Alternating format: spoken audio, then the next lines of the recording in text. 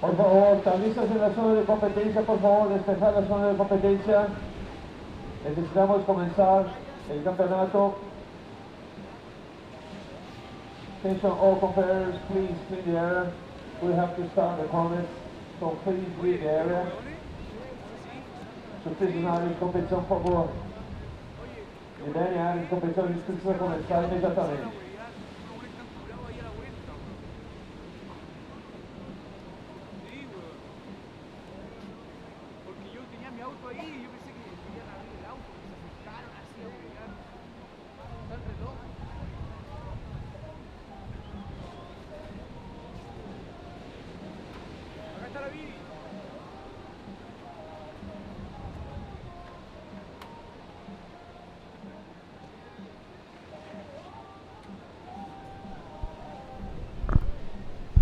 Good morning, everybody at home. Here we are at the fourth day of the Maui and Sons Pro 2015. I'm here with Steve Jackson. Good morning, Steve.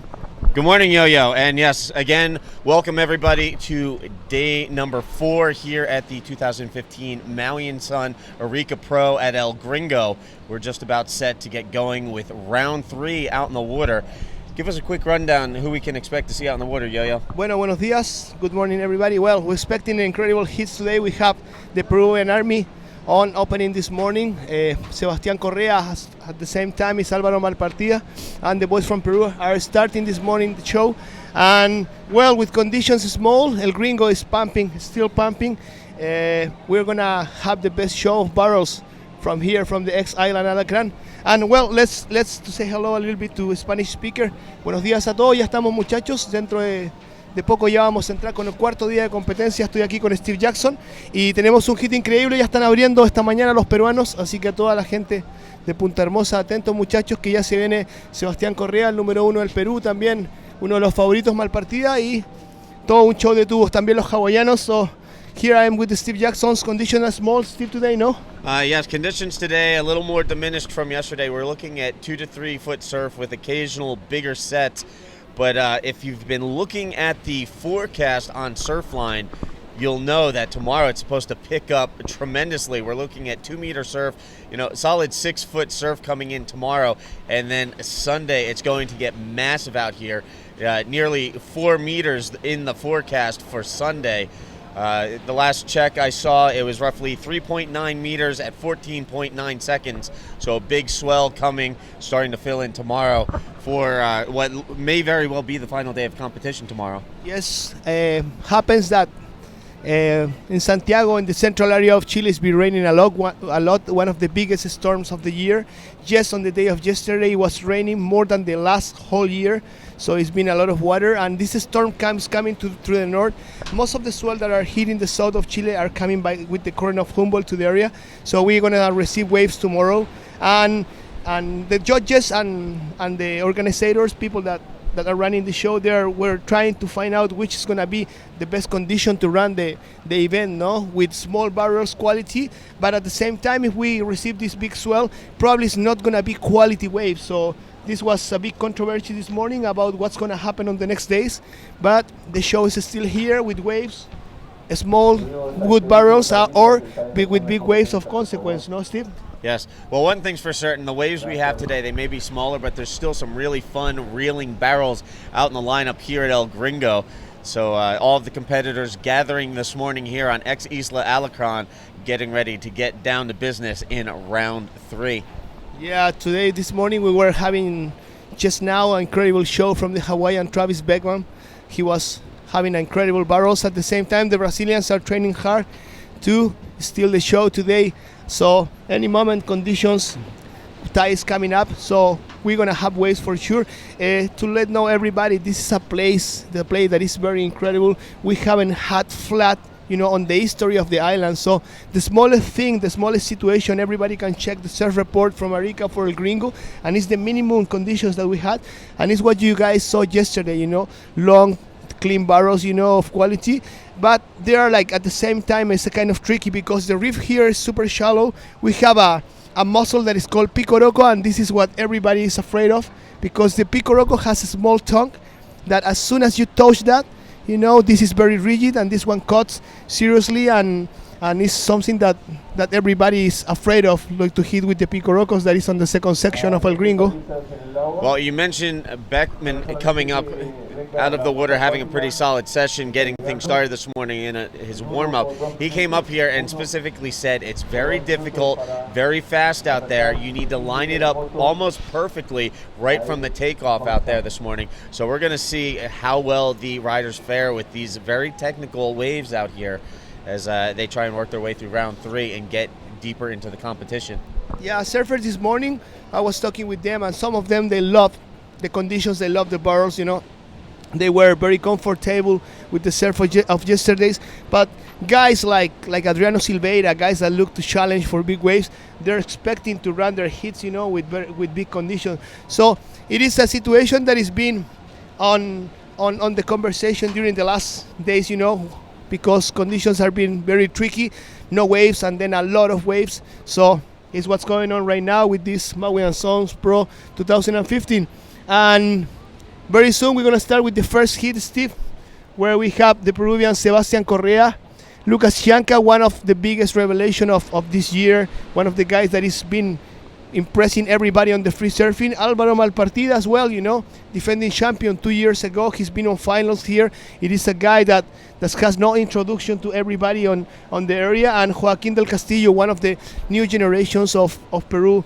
Joaquin is from a family of surfers. He's one of the guys with more talents on the juniors. He's been running an incredible career on the juniors ranking. So we're gonna have an incredible hit with these 3 Peruvians and one guy that really wants to be in the history of this event, that is the Brazilian Chianca. So there you have a quick rundown of what to expect in the first heat, which is just about set to get underway.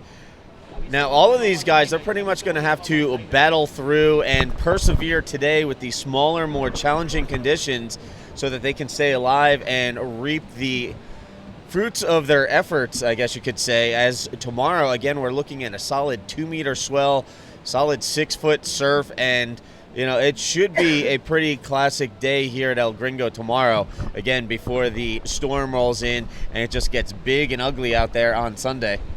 Yeah, one of the things is important to remind to everybody that the X is Island Alacran. It is a place super sensible for any kind of direction of swell, for any swell. The waves change completely, like very radical on what's the real quality shape of what is good for this place, no? And it's happening, you know, we've been having a southwest swell, and the direction is been from that breaking, and it's not the perfect quality for the Island Alacran. Usually with swell norths, with south swells, we have working more and opening more like the left. Also at the same time, the wave breaks a little bit more far away through the rocks, and with the north swell, it's completely close up the left. So it is really important, you know, that because to have an event of quality with no accidents and that, we need to run this event with the proper conditions. So again, just about set to get underway with the first heat of the morning. Our riders have already taken their position out in the water, getting ready to start things off with, again, Sebastian Correa, Lucas Chianca, Alvaro Malpartida, and Joaquin del Castillo getting things started here with Heat 1, Round 3 here on Day 4 of competition at the Maui and Sons Arica Pro. And just a quick rundown of our sponsors to get things started this morning. We'd like to thank Maui & Sons, Municipalidad de Arica, Corona Extra, Dragon Optics, Globe Footwear, and our media partners, Surfline, Chili Surf, Via Descapi, Latin Wave, Surf Photos, Arica Surf Blog, and Radio ADN. Sí, muchachos, bueno, y a todos los que están en casa, me gustaría informarles que ya estamos en el 4º día de competencia aquí en el Maui and Sons 2015 y estoy con Steve Jackson. Le comentaba a todos los chicos de habla en inglés y internacionales de que teníamos condiciones muy complicadas porque hemos tenido unos días con los primeros días que se canceló el campeonato con mucha ola y ahora estamos teniendo muy poca ola. Entonces los jueces estaban en la controversia cuál iba a ser la decisión del espectáculo. Lo más importante es entender que esto comienza por algo, por la seguridad de los competidores. Es por eso que el día domingo se esperan olas muy grandes, pero sí olas muy peligrosas, las cuales no van a ser de calidad. Así que según el cronograma del campeonato, estaríamos comenzando esta mañana con el round número 4. Y bueno, para así mañana terminar el campeonato con condiciones ya con el mar creciendo alrededor de olas de 2 metros. Así que es lo que se espera para lo que viene durante el resto de la jornada. Hacíamos un quick, un poco recordatorio de quién viene ya en el primer hit. Y toda la gente de Perú, viene ya Sebastián Correa, el número 1 del Perú, viene Lucas Chianca, Chumbiño, uno de los que ha mostrado un nivel increíble en sus performances de free surf, alguien que no necesita presentación es Álvaro Malpartida, y también tenemos a Joaquín del Castillo, uno de los nuevos nombres de la Armada Peruana, así que ya estábamos aquí con Steve Jackson entregándoles toda la información de este cuarto día del Maui Sons Pro 2015. All right, so we are just about 30 seconds away from starting this first heat. Again, out in the water will be Sebastián Correa from Peru in red, Lucas Chianca from Brazil in white, Alvaro Malpartida from Peru wearing the yellow jersey, and in the black jersey, Joaquín del Castillo from Peru. So 3 Peruvians, 1 Brazilian getting ready to start things off out in the water. Heat 1, round 3 about to get underway. Yes, and any minutes we're going to start. We are 30 seconds to start the first hit. When we have someone that has no introduction in this competition, Mr. Álvaro Malpartida, he's already winning this edition of the Maui Sons. He's already winning competitions here. And at the same time, the number 1 of Peru right now, Mr. Sebastián Correa and Joaquín del Castillo, one of the other boys that don't need introduction on the event. All right, so we are now officially underway with the first heat of the day here on day 4 at the Maui Sons Arica Pro. And out in the water, again, Sebastián Correa coming into this event ranked 557th on the QS rankings, looking to improve his situation, come away with a solid result here. First, he has to get through round 3 here on day 4. When we have, no, we're not going to have open riding. It's any second. We're going to start with the best subriders of South America. Álvaro Malpartida is one of the boys from Peru with one of the best techniques on this condition, and we have open riding. This Lucas Chumbiño.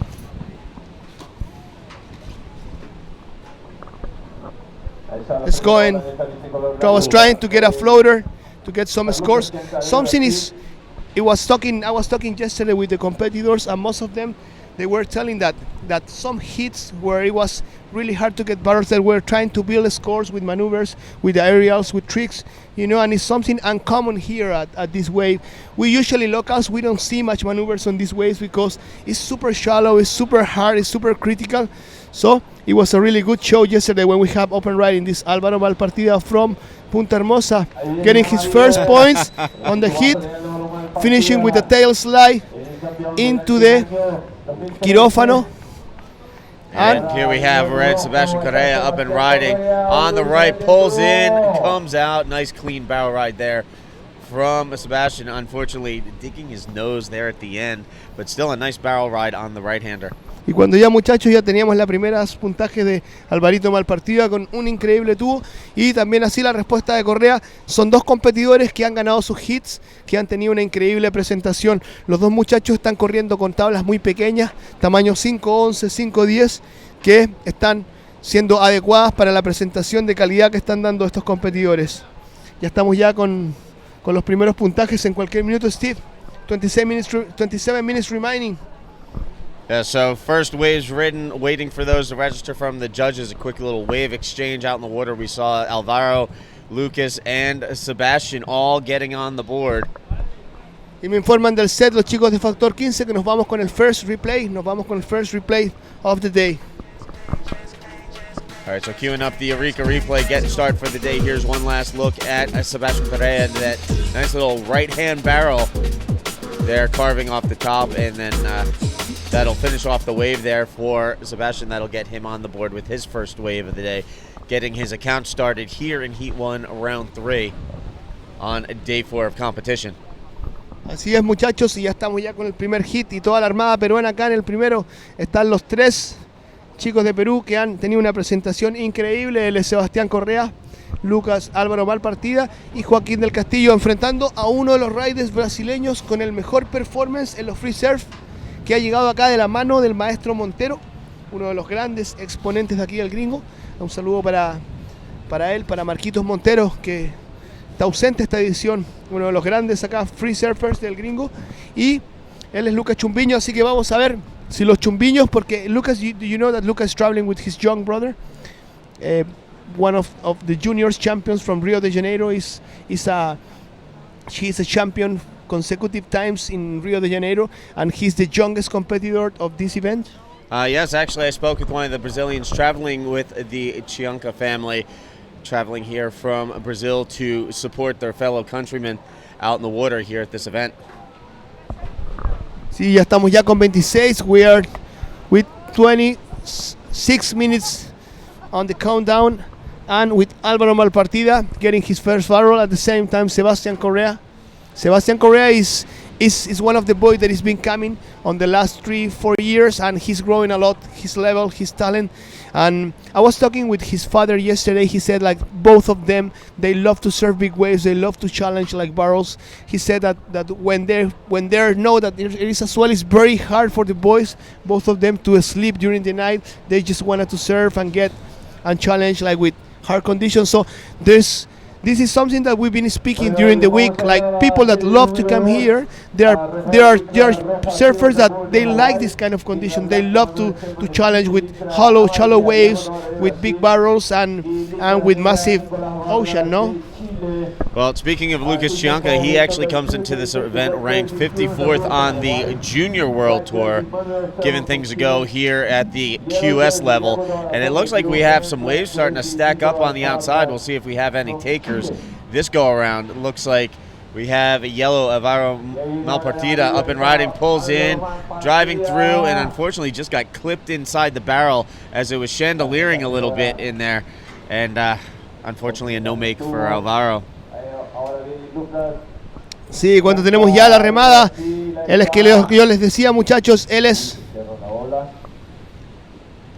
Lucas Chianca, más conocido como Chumbiño, el chico de Saquarema, que está haciendo su nombre acá en la ola más pesada de Sudamérica. Tenemos ahí situación, teníamos a Alvarito Malpartida conectando un tubo ahí, también el drop de Joaquín del Castillo. Vamos a ver qué marcan los jueces. We're going to see what's going on with this situation. That was just completely crazy. We saw a split peak action, but on the left, we also saw a drop in, so there's probably going to be an interference call coming down the pipe from the judges.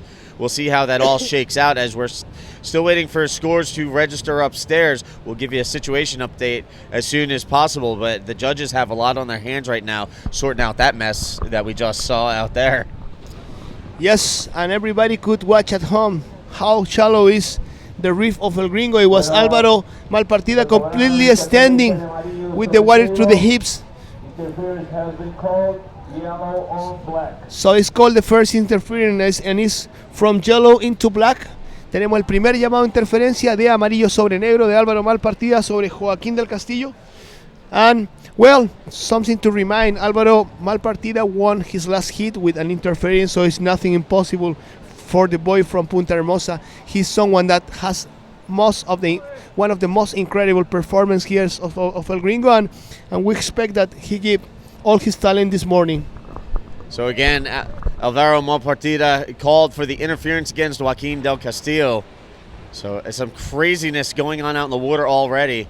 Meanwhile, Sebastián Correa, he's put together a couple of solid rides so far. His first wave should be one of the higher scoring waves of the heat so far. Again, just waiting for finalization from the judges as scores filtering in for all of our riders. I'll give you a rundown of the scores once everything is finalized. But again, Alvaro Malpartida getting called for the interference against Joaquín del Castillo to make things interesting first thing this morning here in Heat 1, getting started. Still early in this 30-minute heat, 22 minutes left on the clock. Ya, muchachos, se me informan del set que nos vamos a replay, and we're going to go to the replay of the last action here at El Gringo.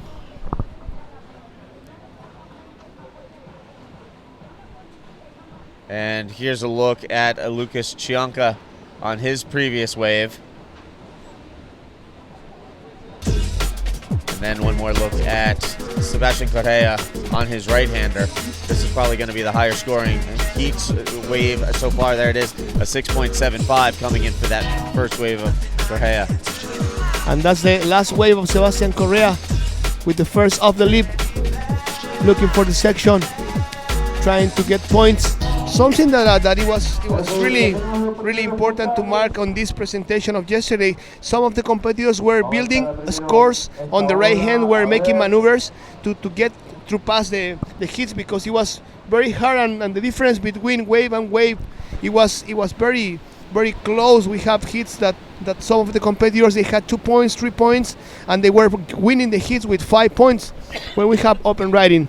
Let's see, this is white jersey. It's not gonna hold the barrel. Super. So a split peak between Alvaro Malpartida and Lucas Chianca. No makes for both of them. Ya muchachos, si nos vamos ya nuevamente a un replay. Steve. Here we see the Arica replay queuing things up. Here's a look at Alvaro on his wave. He pulled in and it just shut down on him. And unfortunately, Lucas Chianca not faring much better. There's a look at his previous wave. And here's one last look at the interference, yellow on black. So a quick look back at what we've seen so far in the heat. Meanwhile, scores coming in as we count down to the 20-minute mark. Sebastian Correa with a 6.75 and a 3.0 as a backup score leads the way. Alvaro Malpartida with a 6.50 and a 1.75 sits in second. Lucas Chianca with a 2.0 and a 0.90, still looking to put together something a little more substantial on his score sheet. Meanwhile, Joaquin Del Castillo, a 0.75 to start with, still looking for his second wave and an opportunity to build his scores. Again, Alvaro Malpartida with an interference, still sitting in that second and advancing spot at the moment on the strength of his 6.50. Ya muchachos, estaban saliendo ya los primeros puntajes. La primera nota de Sebastián Correa, un 6.75, tomando la lideranza. También está acompañado como su segunda nota, un 3 puntos. Teníamos ya en segunda posición a Álvaro Malpartida, que con una interferencia, una nota de 6.75 y una segunda nota de 1.75 está en segundo lugar. Joaquín del Castillo está en cuarto lugar, necesita un 6.64, y Lucas Chianca en tercero, necesitando un 5.39 para pasar a segundo. Situation is that with Sebastian Correa on first, Álvaro Malpartida needs a 6.49, Lucas Chianca on third place needs a 5.39 to go on second, and Joaquín del Castillo 6.64 to get on second place. Now, again, keep in mind, as Yo-Yo pointed out, Alvaro Malpartida had an interference in his previous heat. He finished second in round 2, heat 3, still managed to advance on, and he's currently sitting in second. Meanwhile, up and riding out in the water, Joaquin Del Castillo with his second wave of the heat. Y ahí toda la gente de Punta Hermosa, atento que el Joaquín del Castillo acá está ya sumando los primeros puntajes en este primer hit del día. Estamos ya en el round 3, en el hit número 1.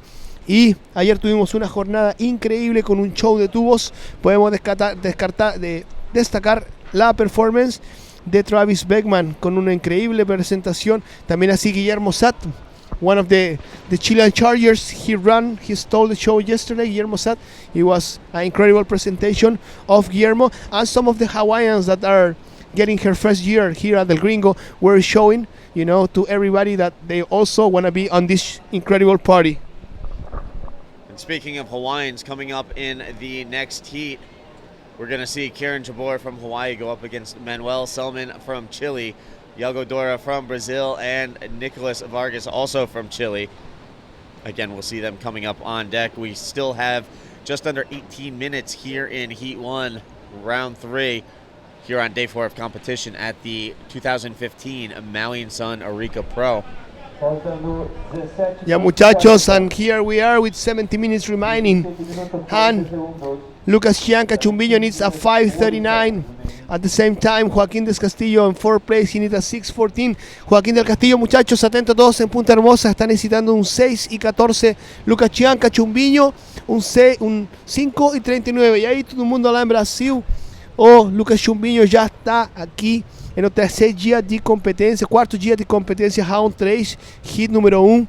Um abraço gigante a Marquinhos Montero, que está lá torciendo por aquele moleque que le trozo de la mano aquí en la isla Lacrán. Lucas Chumbillo está ya en el agua. Y en the next hit, attention everybody, that is Karen Jabur from Hawaii. Is coming on the next hit. At the same time, Manuel Selman from Chile, Iago Dora from Brazil, and Nicolas Vargas, the boy from Pichilemu. So previously in the heat, I had mentioned current ranking for Sebastian Correa. Just taking a quick look through the riders out in the water. Alvaro currently coming in 453rd, and tied with him on the current QS ranking, Joaquin Del Castillo. On the top end of the rankings right now, leading the qualification series, Alejo Muniz, Alex Ribeiro, Felipe Toledo. The Brazilians hold the top 3 spots. They're followed by Jeremy Flores from France, Caio Ibelli from Brazil, Ryan Callanan from Australia, currently 6th, Joan Doru from France, 7th, Chloe Andino from the United States, sitting in 8th spot. And rounding out the top 10, Kanoa Igarashi from the U.S. and Davy Cathles from Australia. So there's a quick look at the top 10 on the WSL qualification series rankings. For more information on all of the rankings and events, be sure to visit worldsurfleague.com. Also, during the course of this event, be sure to post all your photos related to this event on Instagram with hashtag MauiQS2015 to enter yourself into the running for a Dragon gift pack. So again, hashtag MauiQS2015 for all related photos on Instagram to enter yourself into the running for that free gift pack. Ya chicos, y como comentaba Steve Jackson, a todos los audiencia de habla en inglés, todos los días regalaremos un pack de Dragon, lentes Dragon. Son estos increíbles lentes que tenemos acá. Y para esto tienen que enviarnos una fotografía de dónde están viendo el campeonato de ustedes al Twitter MauiQS 2015. Así que pueden enviarnos ahí la foto. Es al Instagram, me equivocaba, es al Instagram MauiQS 2015. Me gustaría agradecer en esta mañana a todos los patrocinadores, a Maui and Sons, Municipalidad de Arica, Cerveza Corona, Dragon y Globe. También a nuestros media partners, Surfline, Chile Surf, Vía de Escape, Latin Wave, Surfotos, Arica Surf Blog y Radio ADN. Así que a todos ellos que hacen posible que este evento salga a todo el mundo, muchísimas gracias, porque tenemos un espectáculo de primera, ¿no, Steve? We have an incredible show here at El Gringo. Yeah, so far we've seen some amazing riding. Yesterday it got a little small, so saw guys start throwing in some more maneuvers and taking to the air. But the previous day, with the larger conditions, it was pretty much a barrel fest out in the water, and we could very well see that again tomorrow, as once again, as we mentioned previously, the Surfline forecast calling for a new swell to start filling in tomorrow. So we're looking at waves in the 2 meter or 6 foot range to start rolling through here at El Gringo, making life at Ex Isla Alarcon interesting for not only the riders out in the water, but the spectators gathered here at the event site as well. Y bueno, ya estamos aquí con las condiciones que pueden ver, olas muy pequeñas, pero les comento algo, que durante el día pasa, la marea comienza a subir y vamos a tener una increíble show de tubos. Eso es garantido por la ex Isla Alacrán y por una ola como esta, que es una de las más terroríficas, una de las olas con más récord del mundo. Así que everybody that is at home during the day goes, we're gonna have change of conditions for sure, because the tide is coming up. It's going to deliver some good waves, and the show is going to start with the Hawaiians that are coming, with the Peruvians right now that are giving an incredible presentation. Mr. Álvaro Malpartida, someone that no need introduction here. He won already this edition he won already a competition here 3 years ago, and El Gringo. So let's see if he can hold, because I was talking about him, Álvaro Malpartida, holding an incredible barrel. It was not impossible to come out by the doggy door. This is Álvaro from Punta Hermosa. All right, so there you can see Alvaro Malpartida, the man from Mar del Plata, Buenos Aires, making his way back out to the water. Unfortunately, not able to find the doggy door, as my boy Yo-Yo was saying. So some tough maneuvering out there. You have to be real careful with that left, because it wraps around a little bit and pinches off the barrel. So if you're not ready to slide out at a moment's notice, you're going to get shut down inside. Meanwhile, pulling into this one and going deep, trying to find the exit, getting caught inside, Lucas Chianca up and riding on that last wave. Well, a small tip that my friend Marcos Montero is giving me, that Mr. Chumbiño is coming from a very radical family. He had just last year his first trip to Hawaii, and him and his brother, they were surfing jaws in epic conditions with big waves. He was charging over there.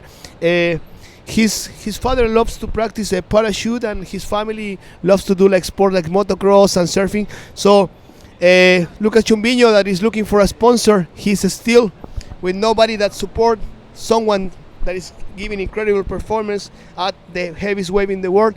From Saquarema, is running the show right now with the 3 best Peruvians of the tournament, no? Right now out in the water, we're already down to about 11 minutes remaining in this 30-minute heat, getting down to the back third of things. And currently out in the water, Sebastian Correa leading the way with a 6.75 and a 3.0 still as his backup score. Meanwhile, Alvaro Malpardida with a 6.50. That's his high-scoring wave of the heat.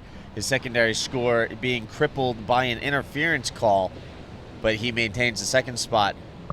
Currently trying to track him down, Lucas Chianca with a pair of 2s on his scorecard, looking for a 5.39 to grab that second spot and advance out of the heat. And currently in the 4th spot, trying to climb his way out of the basement, Joaquin Del Castillo so far with a couple of minimal scores. He's trying to track down a 6.14 and climb up the ladder into that second advancing position. When Lucas Chianca, he's still at need at 5.39 and 10 minutes remaining. At the same time, Joaquin Del Castillo in 4th place, need at 6.14 to get into the next round. Sebastian Correa is winning by 2.37, and he got a combination of 9.75 taking the lead. And Alvaro Malpartida 7.38 in 2nd place. He needs a 6.49 to take the lead. And right now out in the water, it looks like set rolling through. Cuando tenemos ahí al brasileño, él es Lucas Chianca, que está asegurando un tobazo. Ese es Chumbiño de camiseta blanca. Cuando tenemos a toda la brasilerada aquí en la galería aplaudiendo a Lucas Chianca. Ya comentábamos ahí, el muchacho del equipo Triple Elite está ya dando sus primeros tubos aquí, Steve Jackson. All right, so again, Lucas Chianca up and riding on that last wave, currently sitting on a pair of 2s, looking to build his score and climb into that second spot, bump Alvaro Malpartida from the advancing position. We'll see how that scores on that last wave. That was a nice little barrel there for the Brazilian. Ya estamos ya, muchachos, porque en el siguiente hit ya se nos viene Kiron Yabur, Ginger Ninja, uno de los hawaianos con mayor performance en el free surf. Y cuando me informan los chicos de Factor 15 que nos vamos al replay de camiseta blanca, Steve, here we are with the action. And here you can see a little bit of a paddle battle. It's the rider in white, Chianca, getting the barrel ride, comes out with the spit. And solid wave there for the Brazilian.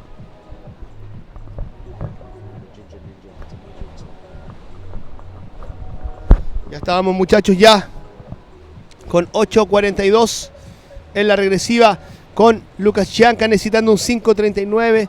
Muy posible, it's very possible that Lucas Chianca get the score of 5.39 to get into the second place.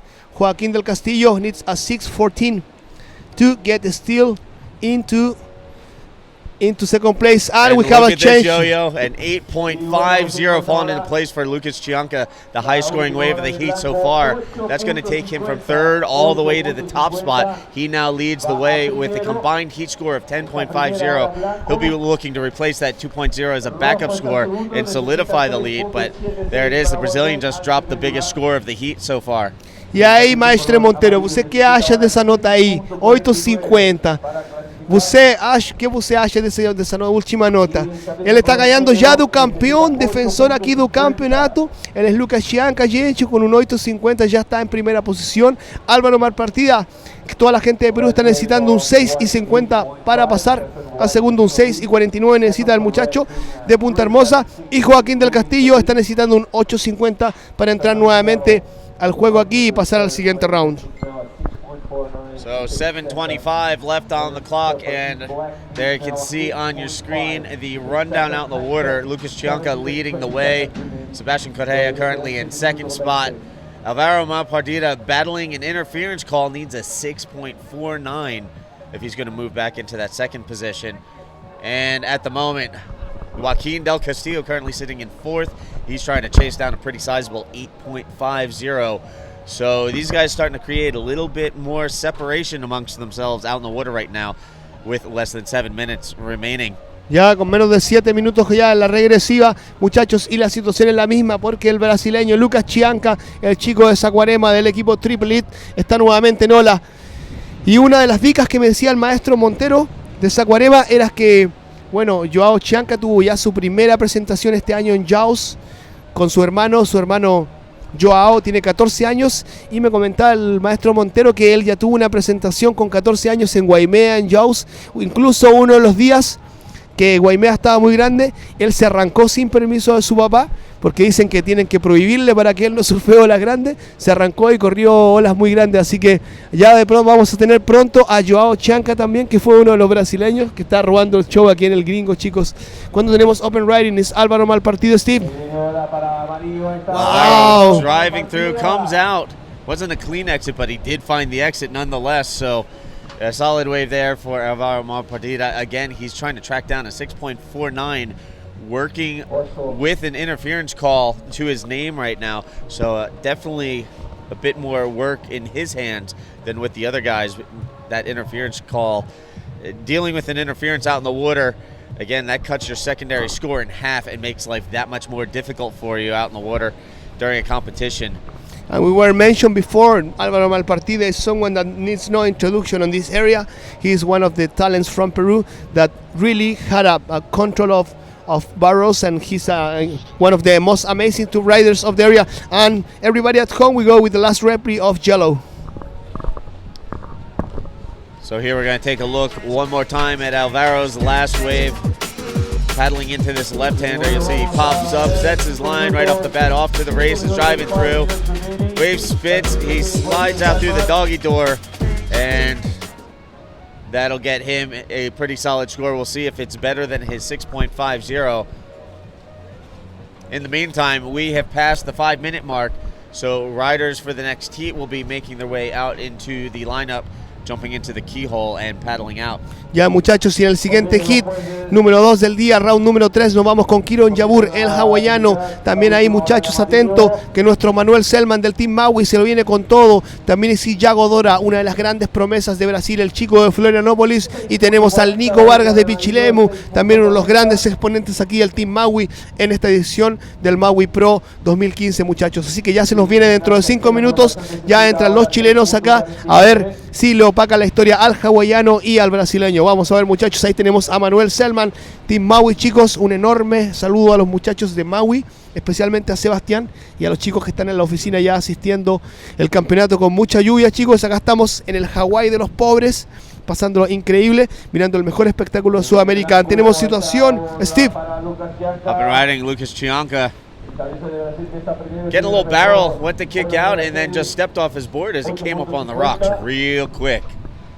Y tenemos, and we had the last score of Álvaro Malpartida is 6.40. It's going to help Álvaro Malpartida. It's not going to be enough. He needs a 6.49 to take the second place. And for sure, the last wave of Lucas Chianca is going to be changed by his secondary score. He needs to change that because he needs a 3. He needs to change these 2 points to hold the leads. So again, waiting for that last score to drop for Sebastian Correa, looking to replace a 3.0 as a backup score. And as Yo-Yo pointed out, a 6.40 for Alvaro Malpartida.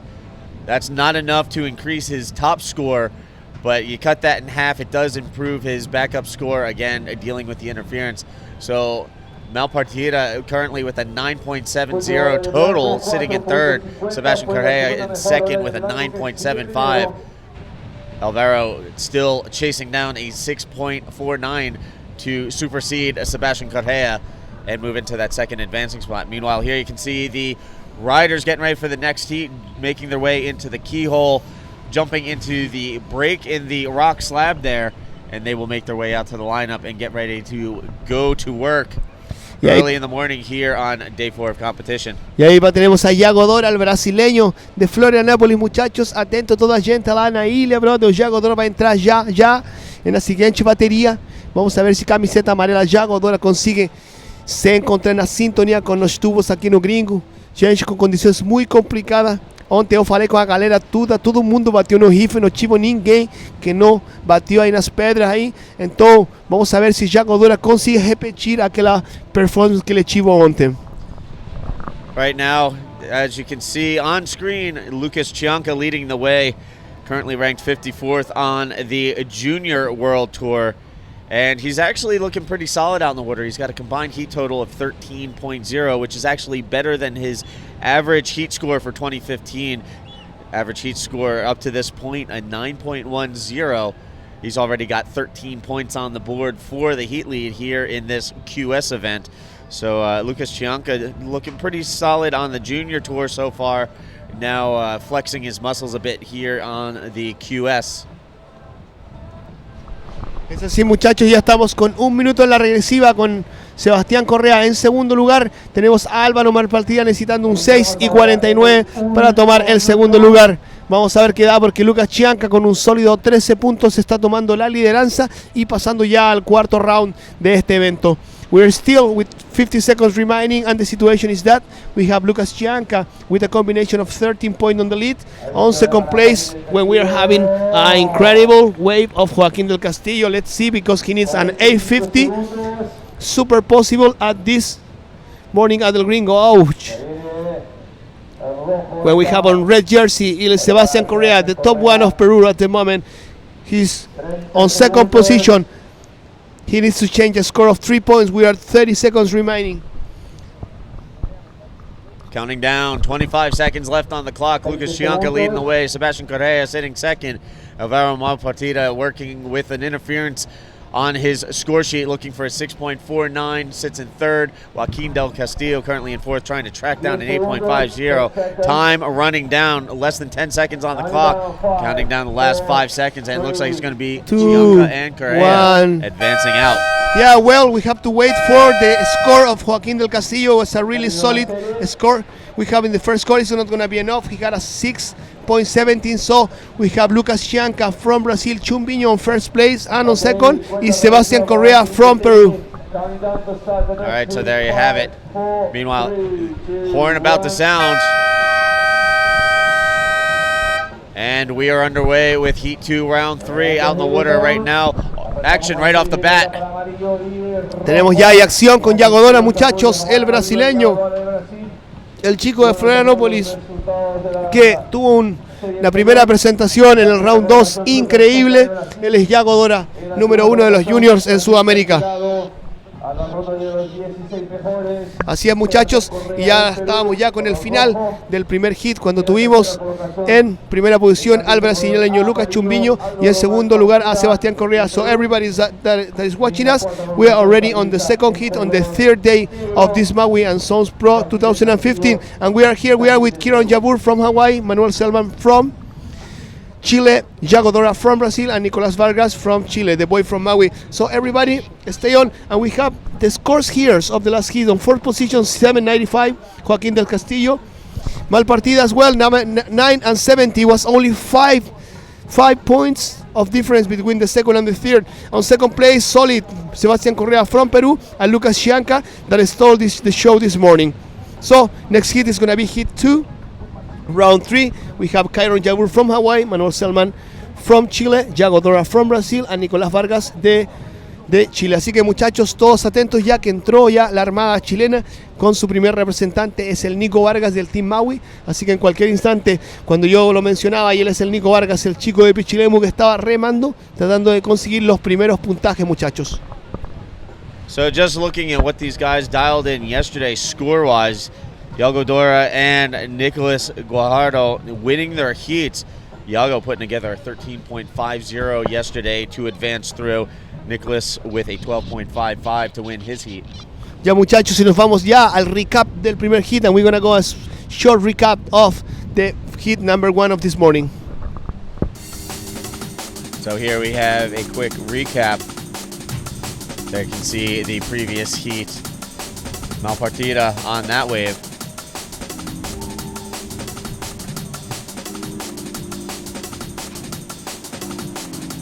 There we can see the interference call, yellow on black, Malpartida getting hit with the triangle. And then here we can see Cianca scoring the barrel and stoked on that one. A little bit of a claim at the end there. And then here we can see Malpartida again. Nice barrel ride there, managed to slip out at the end. So there's a quick look at what we've seen so far this morning in the first heat of the day, getting things started on day 4 of competition here at the 2015 Maui & Sons Arica Pro at El Gringo. Steve Action Jackson here in the booth hanging out with Yo-Yo, bringing you all the wave-by-wave action out in the water as we work our way through the field. Ya muchachos, ya estamos con toda la acción aquí, con Nicolás Vargas del Team Maui, también está el Manuel Selman, está el Team Maui acá en ataque, también así Yago Dora y Kyron Jabur.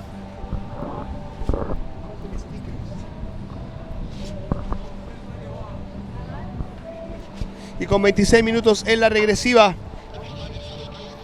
vamos ya nos vamos ya con otro ángulo, otro enfoque y un nuevo recap aquí de este primer hit del Maui & Sons Pro 2015.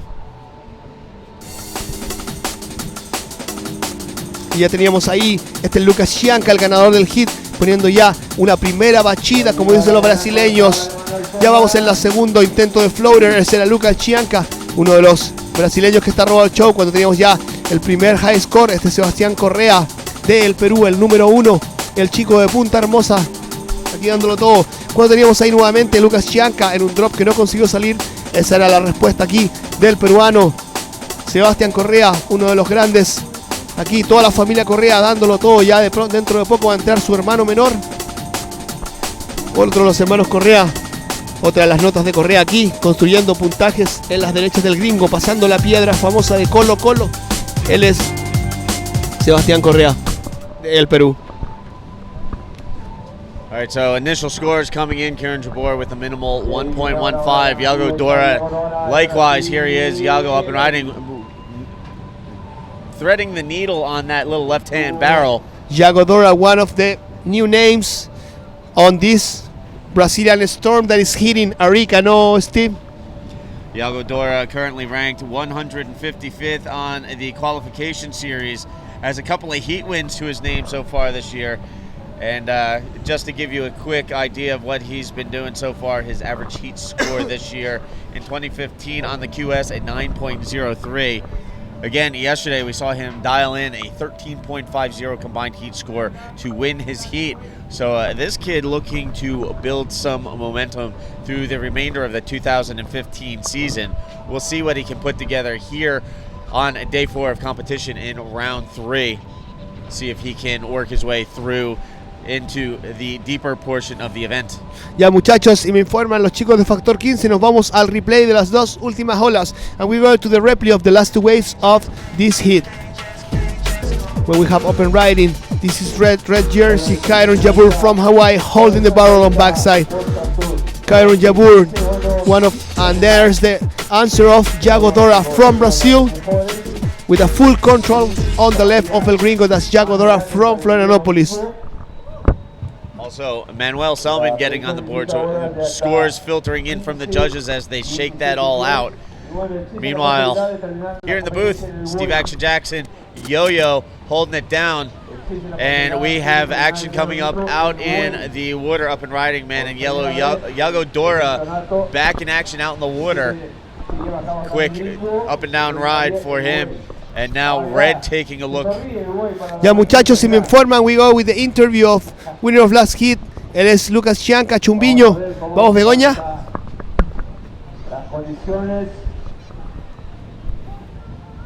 Y en cualquier instante, estamos esperando la acción.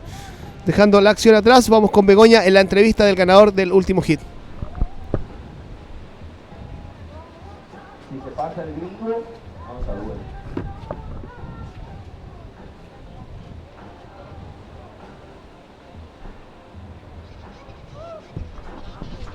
Muchachos, estamos con algunos problemas técnicos. En cualquier instante ya le traigo la entrevista aquí de Lucas Chianca. Cuando tenemos 22 en la regresiva, Steve, we are with 22 minutes remaining, and you can give a little quick of what's going on in the heat right now. Yes, so far we've seen Kieran Jabor put together a 1.15 on his opening wave. He strengthened that with a 3.0, still looking to build his score with some more substantial waves out in the lineup. He is currently sitting second behind Yago Dora. Yago with a 1.15 on his first wave, but then dialed in a 5.25 on his second wave. So now looking to Ya replace that muchachos, 1.15. estamos ya con el Team Maui acá. Él es el Nicolás Vargas, chicos. Uno de los grandes aquí del Team Maui. Cuando toda la gente aquí del Team Maui ya aplaudía, no podía quitarle la emoción a este minuto, ya que al muñeco lo conozco de chiquitito. Él es uno de los más queridos. Tenemos ya a Kyron Yabur, uno de los más queridos acá, al Nico Vargas. He's heading his best drop on the left of El Gringo, Steve.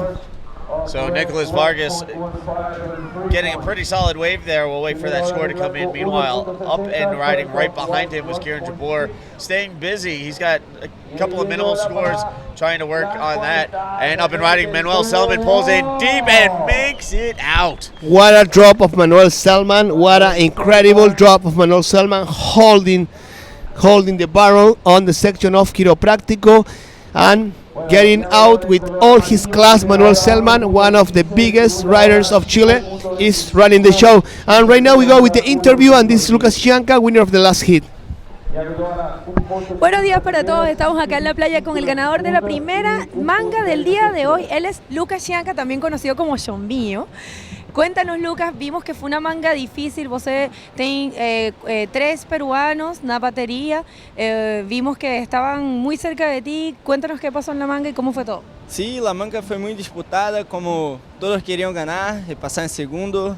Las olas no estaban muy buenas, pero después empezaron a mejorar. Pero sí, fue bueno, a mí me gustó, amo el gringo. Graças a Maui por ser a competência. Sim, vamos ao próximo round. Você quebrou sua prancha, o que foi?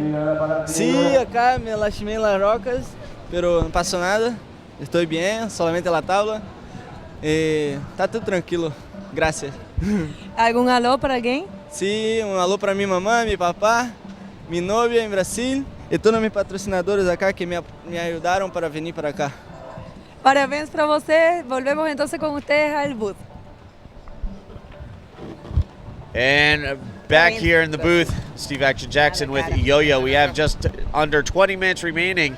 Still waiting for that last wave of Manuel Selman to come in from the judges, taking their time to look at this and deliberate.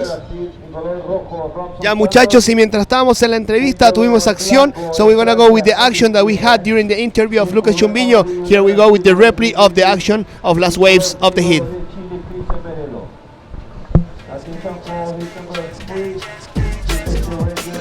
And here we have a look at Nicholas Vargas in black pulling in, driving through, gets spit out. Solid wave there for the Chilean. And here's a quick look at Kieran Jabor staying busy. And this is the wave we're talking about. Manuel Selman going for a Sunday drive through a Friday barrel here at El Gringo. Nice wave there for Manuel, again waiting for that score to register. 19 minutes left on the clock. Iago Dora leading the way, Kieran Jabor currently in second, but waiting for that score to drop from Manuel Selman. This will definitely change the situation out in the water. And we go with a different shot of camera on the replay of the last action here at El Gringo. So again, queuing up the Arica replay. Here's a look at Nicholas Vargas on the right-hander going backside. Not much to work with, so he promptly kicks out on that one.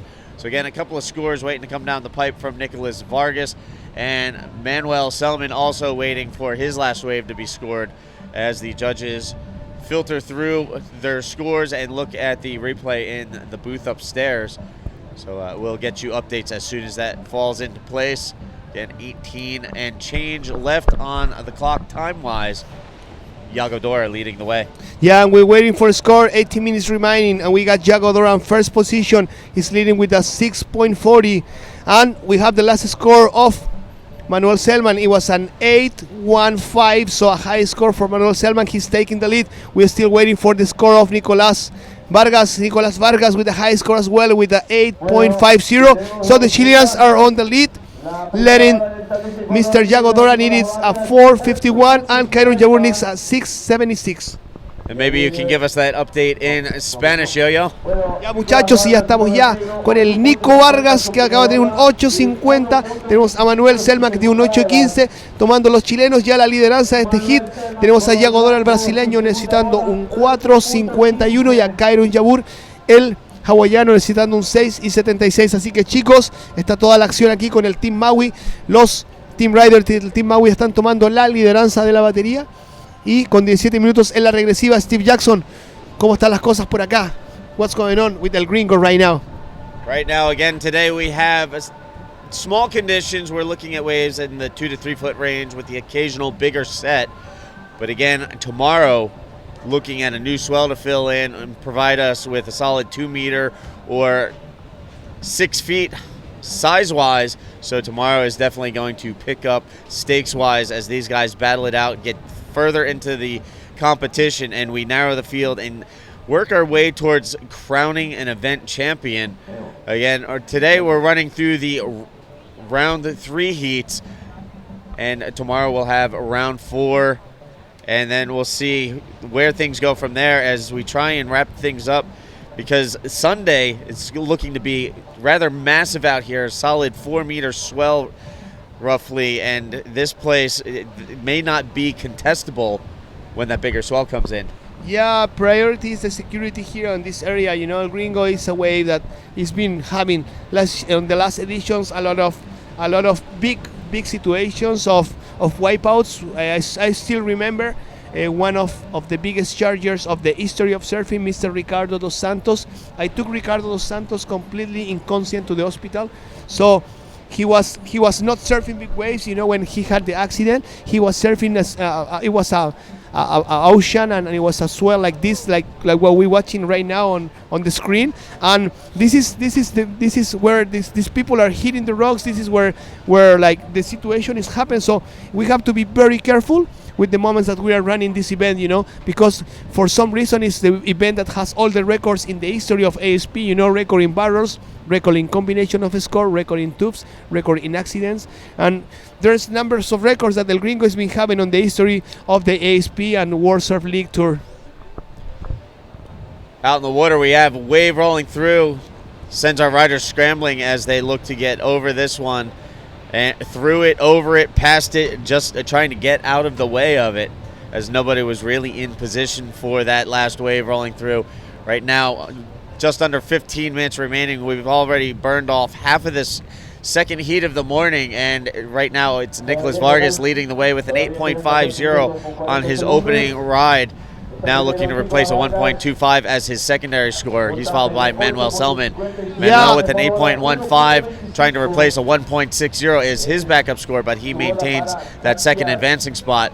Yago Dora, on the other hand, currently sitting third, trying to chase down a 4.51. Kieran Jabor currently in fourth, trying to nail down a 6.76. Ya muchachos, ya estamos con 14 en la regresiva y el Nico Vargas necesita cambiar 1 punto y 25 para así asegurar su paso a la siguiente round. También tenemos a Manuel Selman, el chileno, que tiene un 8 y 15, necesita cambiar un 1.60. Cuando tenemos ahí Open Riding, él es Manuel Selman, el Team Rider de Maui, ya tomando sus primeros puntajes. Y se prepara ya el siguiente hit de Peto Rojo, Robson Santos, de Peto Blanco, Andy Cryer de Francia, Wesley Leite de Brasil y Cristian Merelo, el Merelo de Pit Chilemo. Así que ya muchachos, atento que la Armada chilena sigue detonando aquí en las izquierdas del Gringo con todo su flow. 13:30 left on the clock, and Kieran Jabor currently sitting in fourth spot, again trying to dial in a 6.76. Little uncharacteristic of Kieran right now score-wise. He comes into this event with an average heat score in 2015 of 12.32, ranked 92nd on the QS, so within the top 100, trying to better his situation in the standings. But right now he's currently fourth in the basement, trying to climb his way out and advance on to the next round, doing his best at the moment to survive competition on day 4. Yago Dora currently in third spot. He needs a 4.51, and it's Nicholas Vargas and Manuel Selman first and second respectively at the moment. Es así muchachos, y ya estamos ya con los chilenos aquí que están dando un espectáculo en los tubos con algo de 1 metro. Los chilenos están encajando ya sus primeras corridas aquí en la sección del quirófano y quiropráctico del gringo, chicos. 12 minutos ya y 26. E daqui a pouco, gente, já vem o Robson Santos de Marecillas, também assim Andy Craig de Francia, tenemos a Wesley Leite de Brasil y a Cristian Merelo de Pichilemu, así que everybody stay on because the best action of this competition is coming up very soon. When we have open ride in this black jersey, we have a Nicolás Vargas, ese es el Nico de Pichilemu, que no conseguía salir de ese tubo. So Nicholas Vargas taking off behind the peak on that one. Could not find the exit as he got shut down. And there you saw Manuel Selman taking a peek. Didn't like what he saw and let it roll on by. Probably the better as that one just got crumbly and shut down and rolled up onto the rocks. We saw it yesterday. Busted fins, snapped boards, little blood drawn out in the water here at El Gringo. Everybody kind of paying penance to El Gringo here at ex Isla Alacron. The island formerly known as Scorpion Island, now ex Isla Alacron. Es así, la isla Alacrán es acá uno de los monumentos nacionales de la ciudad de Arica. Les quería recordar a todo el mundo que es un lugar espectacular, está súper expuesto a cualquier tipo de suelo y condición oceánica, ya que el Gringo es una ola extremadamente sensible que quiebra con cualquier tipo de dirección, y es por eso nosotros que, bueno, en muchos lugares de aquí del norte de Chile está completamente flat, y aquí en el Gringo tenemos lo que ustedes pueden ver, una condición bien pequeña, pero con tubos muy redondos, con acción en el agua y con los mejores tube riders de Sudamérica y del mundo. And as Yo-Yo mentioned, coming up in the next heat, we're going to see Robson Santos from Brazil go up against Andy Krief from France, Wesley Leite from Brazil, and Cristian Morello from Chile.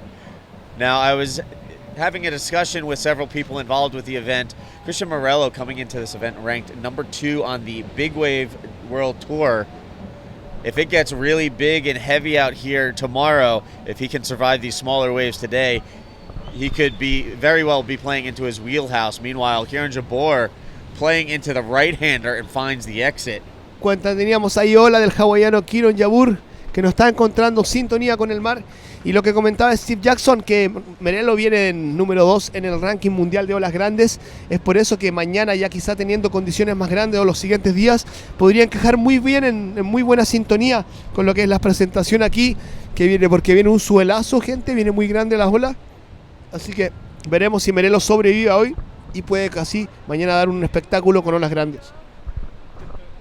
9:35 left on the clock, and just to give you a rundown of what we've seen out in the water so far, Nicholas Vargas leading the way. He opened up his account with an 8.50, giving him the early lead. He's got a 1.70 as a backup score. He would probably prefer to back up. Y cuando teníamos ahí un intento de ola, eres Nicolás Vargas, que está necesitando cambiar un 1.70, también así Manuel Selman, que necesita cambiar un 1.60.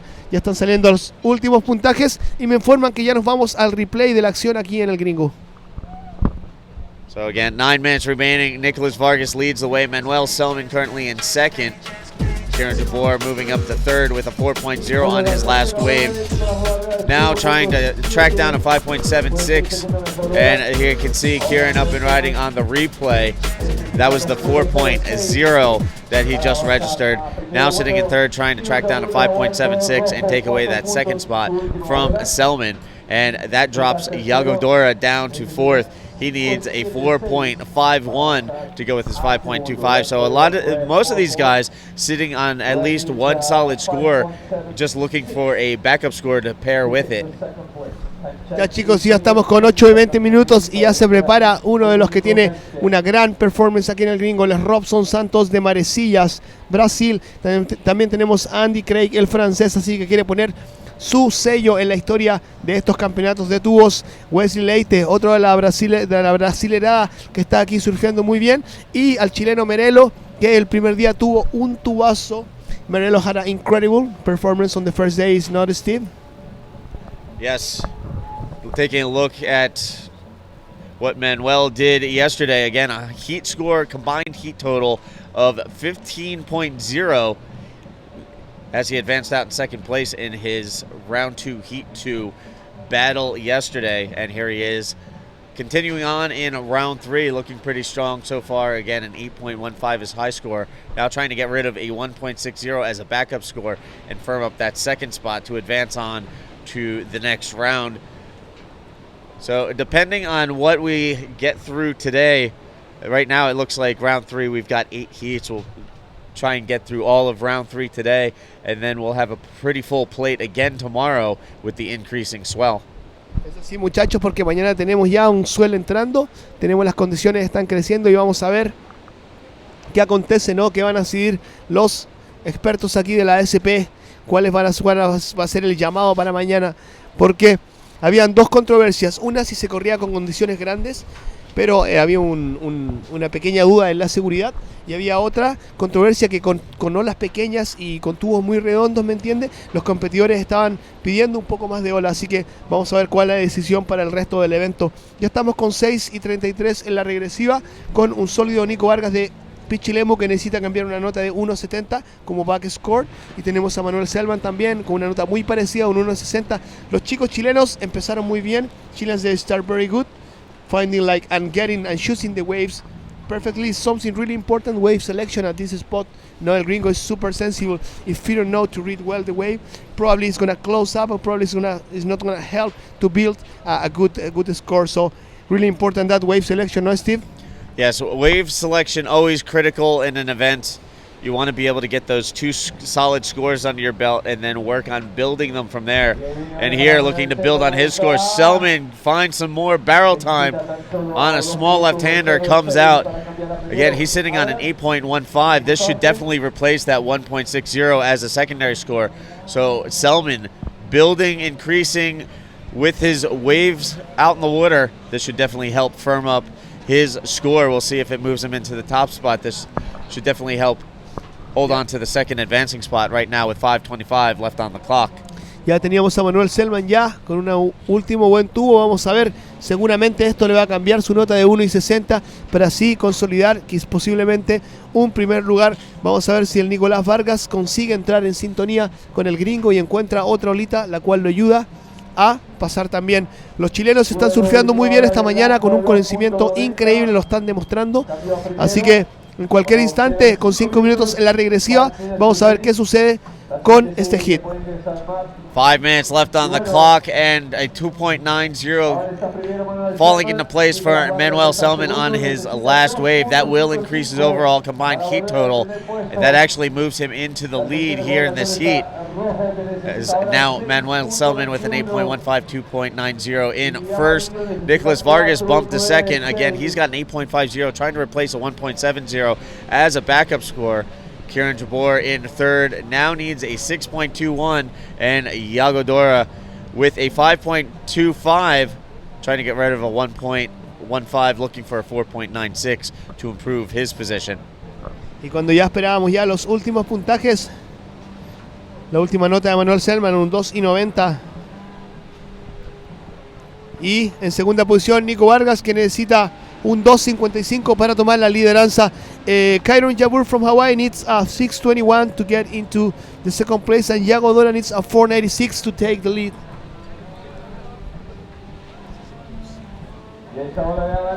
And there you have a solid wave for Yago Dora, again looking for a 4.96. And a nice little barreling left-hander for the Brazilian. 3.5 minutes remaining. We have 3.5 minutes left on the clock. And Kieran Jabor, Yago Dora looking to improve their situation as time counts down. Yago Dora on that last wave doing his best to improve his situation. And when we go to the replay or last wave of yellow, tenemos ya la repetición de amarillo, el Yago Dora, el brasileño de Florianópolis, que consigue asegurar el tubo. El brasileño Yago Dora de Florianópolis ya sumando puntos, está necesitando un 4.96 para pasar a segundo lugar. As we count down the last couple of minutes of this heat, We can see riders jumping into the keyhole, making their way back out to the lineup. And now we have action out in the water. Kieran Jabor up and riding, pulls into the right-hander, driving. Oh, it looked like he was going to come out, but unfortunately just unable to make it out. We saw the spit at the end there, but unfortunately Kieran getting clipped on the inside of the barrel. And here we have Iago Dora continuing to do work, trying to nail down some scores. Again, chasing a 4.96. Waiting for his last two waves to score, wasting no time getting back out there and getting another one under his belt, trying to battle back out of the fourth spot, dig himself out of a hole and advance out of this heat. Cuando teníamos ahí el tubo muy largo de Kieran Jabor que no consiguió sacar, también la respuesta ahí de Iago Dora. Vamos a ver si estos puntajes ayudan a Iago Dora.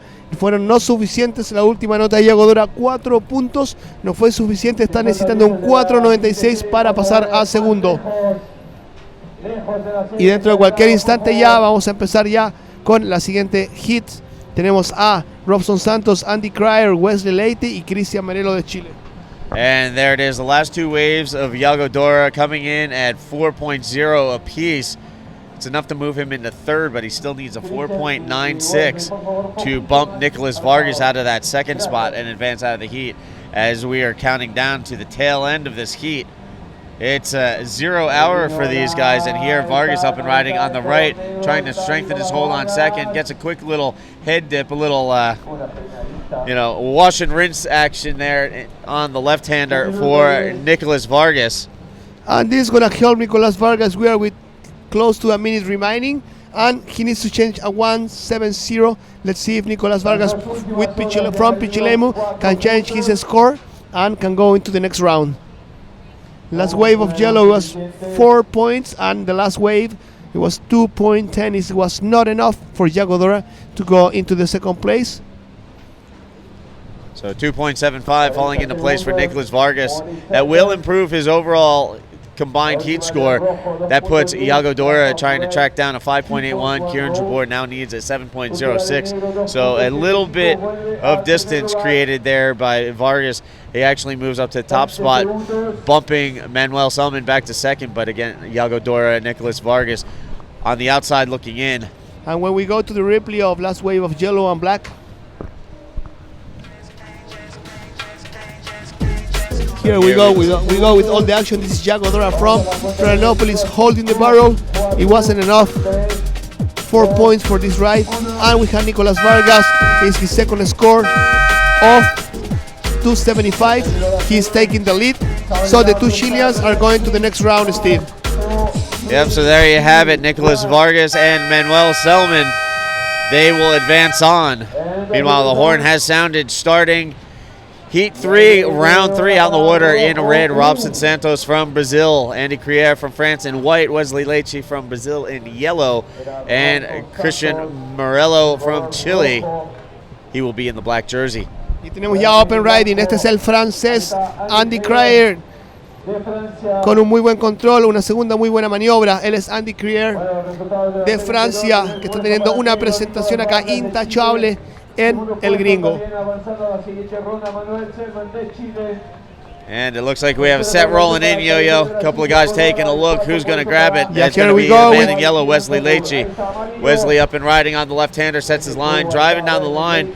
Never really got deep in there, but a quick little cover-up nonetheless. You can see he was pretty stoked on that one.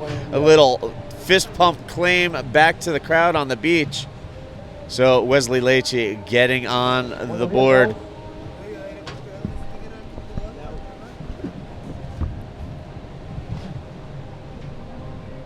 So we are underway here in Heat 3, Round 3 on Day 4 of competition here at the 2015 Maui & Sons Arica Pro. Again, we'd like to thank our sponsors, Maui & Sons, Municipalidad de Arica, Corona Extra, Dragon Optics, and Globe Footwear. Also our media partners, Surfline, Chili Surf Via Descape, Surf Photos, Arica Surf Blog, and Radio ADN.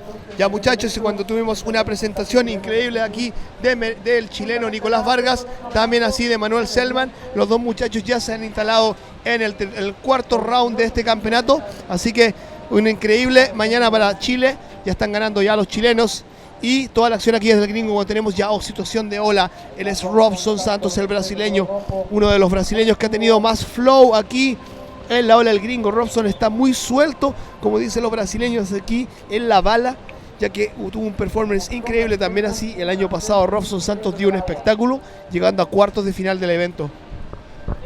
So, Robson Santos, the man from São Sebastião in Brazil, getting on the board first. He'll take the early advantage. Now just waiting for wave exchange from our other riders out in the water. Again, out in the water from Hendaye, France, Andy Criar in the white jersey.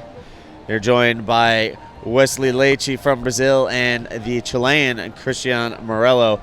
And Christian, as I mentioned in the last heat, currently ranked second on the Big Wave Tour after the event at Punta Lobos. Yeah, Christian Morello, local from Punta de Lobos. He's a native from Pichilemu, so he had a really good performance when the ocean there is pumping, when they have big waves. Christian is also one of the Chilean boys that has been coming here to Arica since a long time. He's having more maybe than 15 or 20 seasons here at El Hawaii de los Pobres. Así que Christian is giving right now all his talent, on this hit, because if he survives to this day, he's gonna run the show tomorrow with big waves, no? It's very likely we could see conditions play into the hands of Christian Morello, but again, he needs to survive the right here and right now, heat 3, round 3 on day 4 before he can worry about that. Ya muchachos, si nos vamos ya al replay de amarillo, last wave of yellow, here we are with action. No, me informan ya que nos vamos al replay ya de amarillo, muchachos. Vamos a ver la última situación de amarillo. And here's the last replay of yellow. This white, this is the French Crier that is giving an incredible performance on El Gringo. And here we go with yellow. This is Wesley Leite that is on the lead. Wesley Leite from Brazil. And we have a set out the back. Christian Morello taking a look at it, but decides to kick out. Meanwhile, another wave rolling through, and we have rider in white, Andy Crier, the Frenchman, up and riding, pulls in, but just will not be able to find the exit. It is a little too deep on that one. So quick wave exchanges out in the water, and we've got all riders on the board and accounted for here in the early going of Heat 3. Ya estamos ya con la entrevista del ganador del último hit. Here we go with the interview of the winner of last hit, Nicolás Vargas, Team Maui on Sounds. Hola de nuevo, estamos acá con Nicolás Vargas, él es de Pichilemu, chileno. Nicolás, has llegado primero, has ganado las 2 mangas que has corrido, además es la primera vez que llegas a octavos de final en este evento. Cuéntanos qué se siente, cómo estás y cómo estuvo la manga. Bueno, súper feliz de ya el segundo hit haberlo ganado. Lamentablemente en todos los hits tengo una ola buena y me falta la segunda porque las condiciones están muy difíciles. Y nada, feliz de haber pasado también a octavos, primera vez. Este es mi 4º año y nunca lo he podido lograr, me he lesionado, las condiciones han estado pésimas, también no ha funcionado la tabla, así que este es el año que voy motivado con todo y espero seguir avanzando para la próxima ronda. Bueno, a seguir a darle con todo por tu país y por tus fans. ¿Alguien a quien le quieras mandar algún saludo o algún agradecimiento? Bueno, dedicar agradecimiento a toda mi familia, a mis amigos, a mi novia, a mis tíos, la tía Paula que siempre está apoyando en todos los eventos. Y nada, que al agradecimiento a mis auspiciadores que hacen esto posible y seguir así hasta la final. Pues felicitaciones y volvemos con ustedes entonces a la acción en el booth. No, gracias.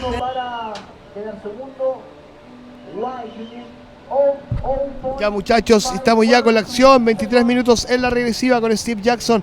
Steve, situation is that on first place was Wesley Leite with 2.50. We are with the replay of the action on this hit. Still waiting for some scores to come in at 23-25 on the clock. Here's a quick look at the replay of Robson Santos on that last wave. Wraps it around, and then we'll kick out. We've got sets coming in. Robson Santos pulling in. So Again, there's a quick look at the replay. Meanwhile, we had action out in the water. We saw Robson Santos on a bit of a bomb. Not much to work with, though. He will paddle back out to the lineup and wait for something a little better to come his way. Again, lots of scores coming in. The judges have their hands full right now, sorting it all out.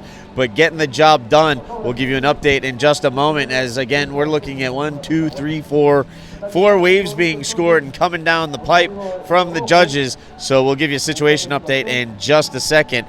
So stay tuned for that. Meanwhile, more waves still continue to roll through here on day 4 at El Gringo. Ya, muchachos, si nos vamos al último replay de la última ola de rojo, ese es Robson Santos, el brasileño. ¿Cuánto tenemos ya ahora en acción en Robson Santos getting the drop? He's not gonna get through the barrel. He was a little bit late on this decision. So that's the situation. We have in the first scores and his first wave of Robson Santos 0.50, and his second wave is gonna help because Robson Santos is in the lead by 6.75 and 0.50. We are waiting for the scores of Andy Craig. His first score was 5.25 and second score is 1.70. And on third place, Wesley Leites with 3 points and Cristian Merelo from Chile with a small score of 0.75. We're still waiting for Merelo to get into the race to go on the next hit. Here we are with Robson Santos, one of my favorite. Wow, heavy wipeout. Heavy situation that when we were mentioning about how dangerous is El Gringo, we are talking about these situations. Yeah, even though the waves may not be massive, getting clipped in the shoulders like that and getting planted into the rocks, that's not a good thing. Yeah, Robson Santos just broke his board. He's gonna have to change. There is a caddy over there helping Robson Santos to keep going on the race for the next kid. Robson Santos, he just broke his board, and all the kids are and he's copped one on the head on the rocks. rocks. Half of the rocks to have the half of the board. So that's Robson Santos from Brazil that is leading the heat with on the first minute of the heat number 3. Here we are with open riding. This is Andy Cryer, the French boy, having an amazing deep tube on this heat. The Frenchman continuing to get the job done. Yesterday we saw him win his heat with waves like that. He finished with a combined heat score of 12.35 yesterday. And looking strong again today. And we are going to watch a possible interference from Red Jersey on the first wave. Let's see the situation, and everybody at home can have an opinion of that. Is it still not called the interference?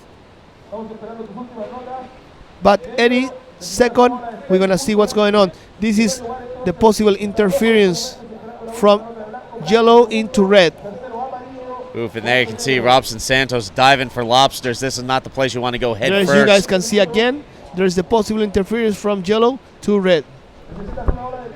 As I was mentioning, this place real shallow, real dangerous.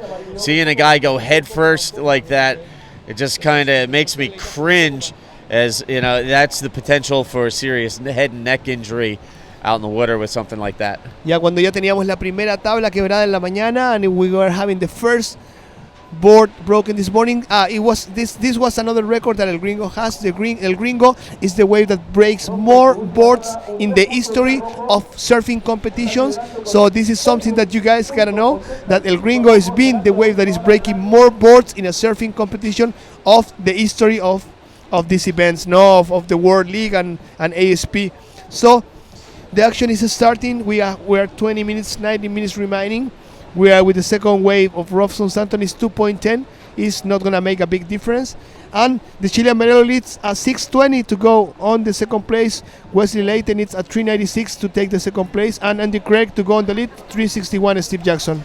Well, since you were kind enough to read the scores in English, maybe you can give them in Spanish now as well. Yeah, we go for the next replay, the last wave of the French Andy Cryer. All right, so here we'll take a look at the Arica replay, queuing it up one more time. Andy Crier pulling in, getting deep, and here you're going to see he comes out, and he's liking that one. Both arms outstretched, claiming it.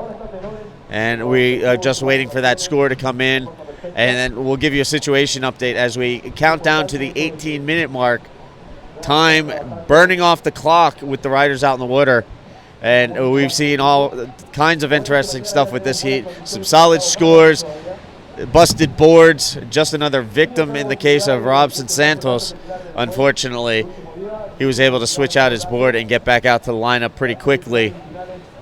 But unfortunately, he copped one on the head while he's on the reef dealing with the broken board. It's good to see that he's back out in the lineup in one piece. Yeah, and how the gringos say, go hard or go home. That's the situation right now, because El Gringo with a small condition is delivering a quantity of barrels. You know, any moment we can have the first 10 point of the day, because the situation like this is like this in this kind of events. We're not gonna see many like top ranks on this event, because most of the riders that are coming to these kind of events, there are people that are specialists on barrels, specialists on beast waves. So that's what's happening, and that's why we have the number 2 in the world on big waves. No, is Christian Merello. And look at this score coming in for Andy Crier at 9.50, the highest score of the day so far, dialed in by the Frenchman. Cuando ya teníamos ahí una ola entrando, no era buena, no le servía a Merello. Merello está esperando una ola buena para así sumarse a lo que es los puntajes altos de Andy Crier, que acaba de tener un 9.50. Última nota de Andy Crier es un 9.50 y está en la lideranza absoluta del hit. 16:40 left on the clock, and a quick rundown of the situation out in the water. Andy Crier with a 5.25 on his opening wave, just backed it up on his last wave with a 9.50, the biggest score of the day, and one of the bigger scores of the event. He leads the way. Robson Santos, even with a busted board, sitting in the second spot. He has a 6.75, now looking to strengthen his score by replacing a 2.10. And currently in the third spot, Wesley Leitchi, trying to track down a 5.86. He only has one wave ridden. The same can be said for Christian Morello, one wave ridden so far, but he's looking for an 8.10 if he's going to move into the second spot and advance out of this heat. As we count down, just past 16 minutes left in this heat, almost halfway through Heat 3 here on Day 4 of competition. We are into round 3 as we continue to trim the field and work our way towards tomorrow, which could very well be the final day of competition. Sí, mañana posiblemente, tomorrow probably could be the last day, because the judges and ASP staff, they were deciding that priority is the security of the competitors. So let's see what's going to be the final decision. Let's going to see what's happened during the morning. This morning the conditions are very small, but still El Gringo is pumping, delivering incredible waves to the competitors. So just keep in mind, stay tuned to WorldSurfLeague.com for continuing live webcast coverage and all of the latest news, events, scheduling, rankings, everything you need, WorldSurfLeague.com. Ya muchachos, están con toda la información de punta aquí. Faltando ya 14 minutos, tenemos a Merello, que está con una ola de 0.75, necesitando un 8.50, un 8.10 para pasar a segundo lugar. So again, right now out in the water, Robson Santos currently in second after breaking his board. He came into this event ranked 113th on the QS. He's been able to put together some solid results so far this year.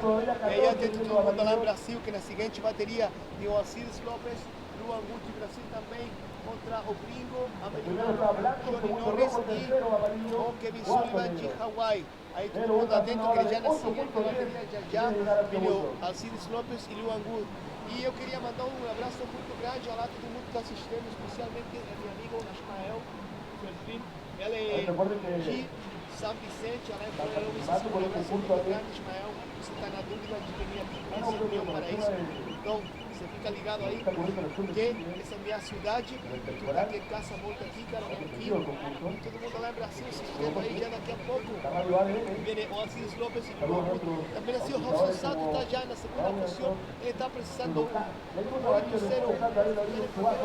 When we were in action, Wesley Leitchi on that last wave, pulling in and just getting gobbled up there. You can see he gathers his board, makes his way back out. And here we have Christian Morello pulling into a closeout. As soon as he set his line, that thing just shut down on him. Christian will paddle back out and look for something a little better on the next wave. Yeah, and everybody that is watching at us home, next hit is going to come Alcides Lopez, Luan Wood, Johnny Norris, and Kevin Sullivan. So everybody stay on line.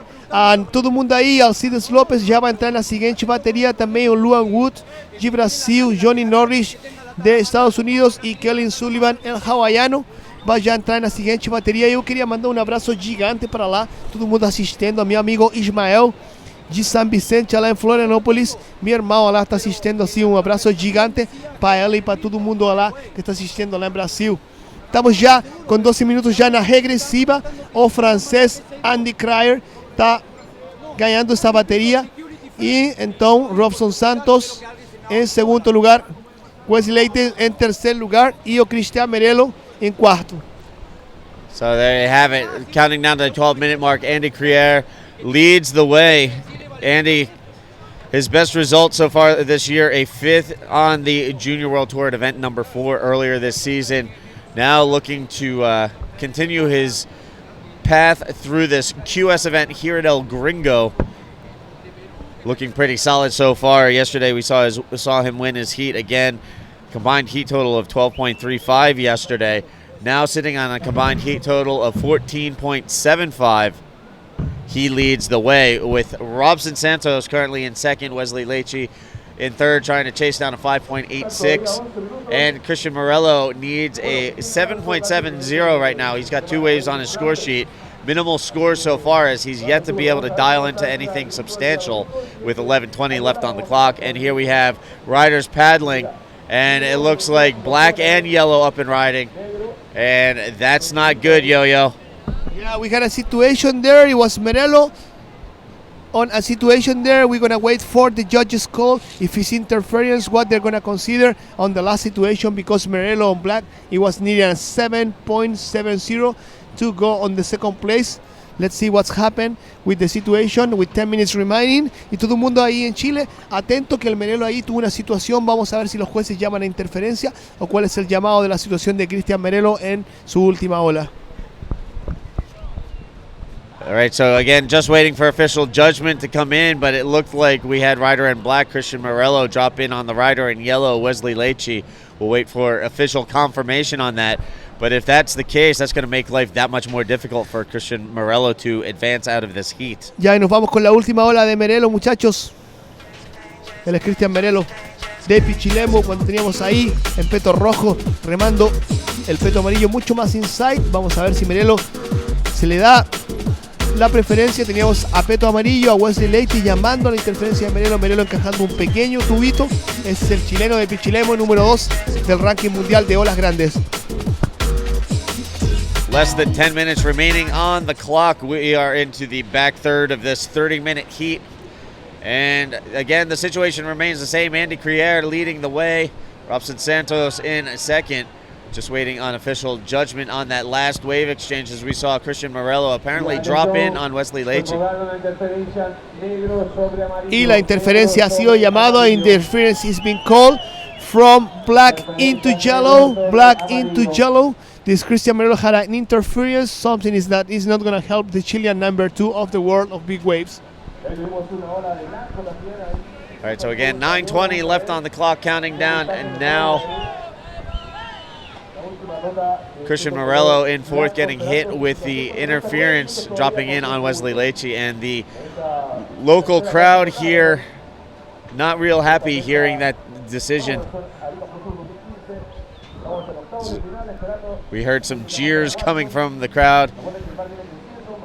Never a popular decision when the judges have to call an interference against the Chilean rider. Yeah, the peak is very tight. The peak is very tight, and we are waiting for the situation because it was Merello's interference. You can see that there's a paddle battle between yellow and black on the water. There is the coach of the Brazilian boys from São Paulo. Let's see what's happened with these two on the competitions, and we're gonna go again with the interference of Cristian Merello on black. Chicos, cuando nos vamos ya a la interferencia de Merello de peto negro, miren, ya pueden ver, bueno, esa es la situación de remada. Ya están muy apretado el pick.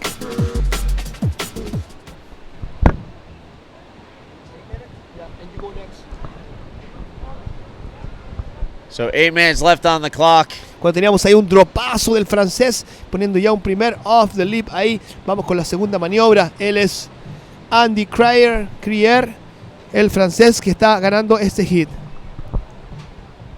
Less than 8 minutes remaining. Andy Crier remains in the lead. A 5.25 and a 9.50 leads the way.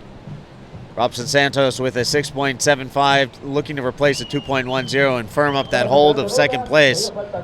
And in third, Wesley Leitchi with a 3.0 and a 0.05, still waiting for a third score to drop a 0.90. So a minimal increase for Wesley Leitchi. He's on the hunt for a 5.86 to move into second spot and advance on to the next round.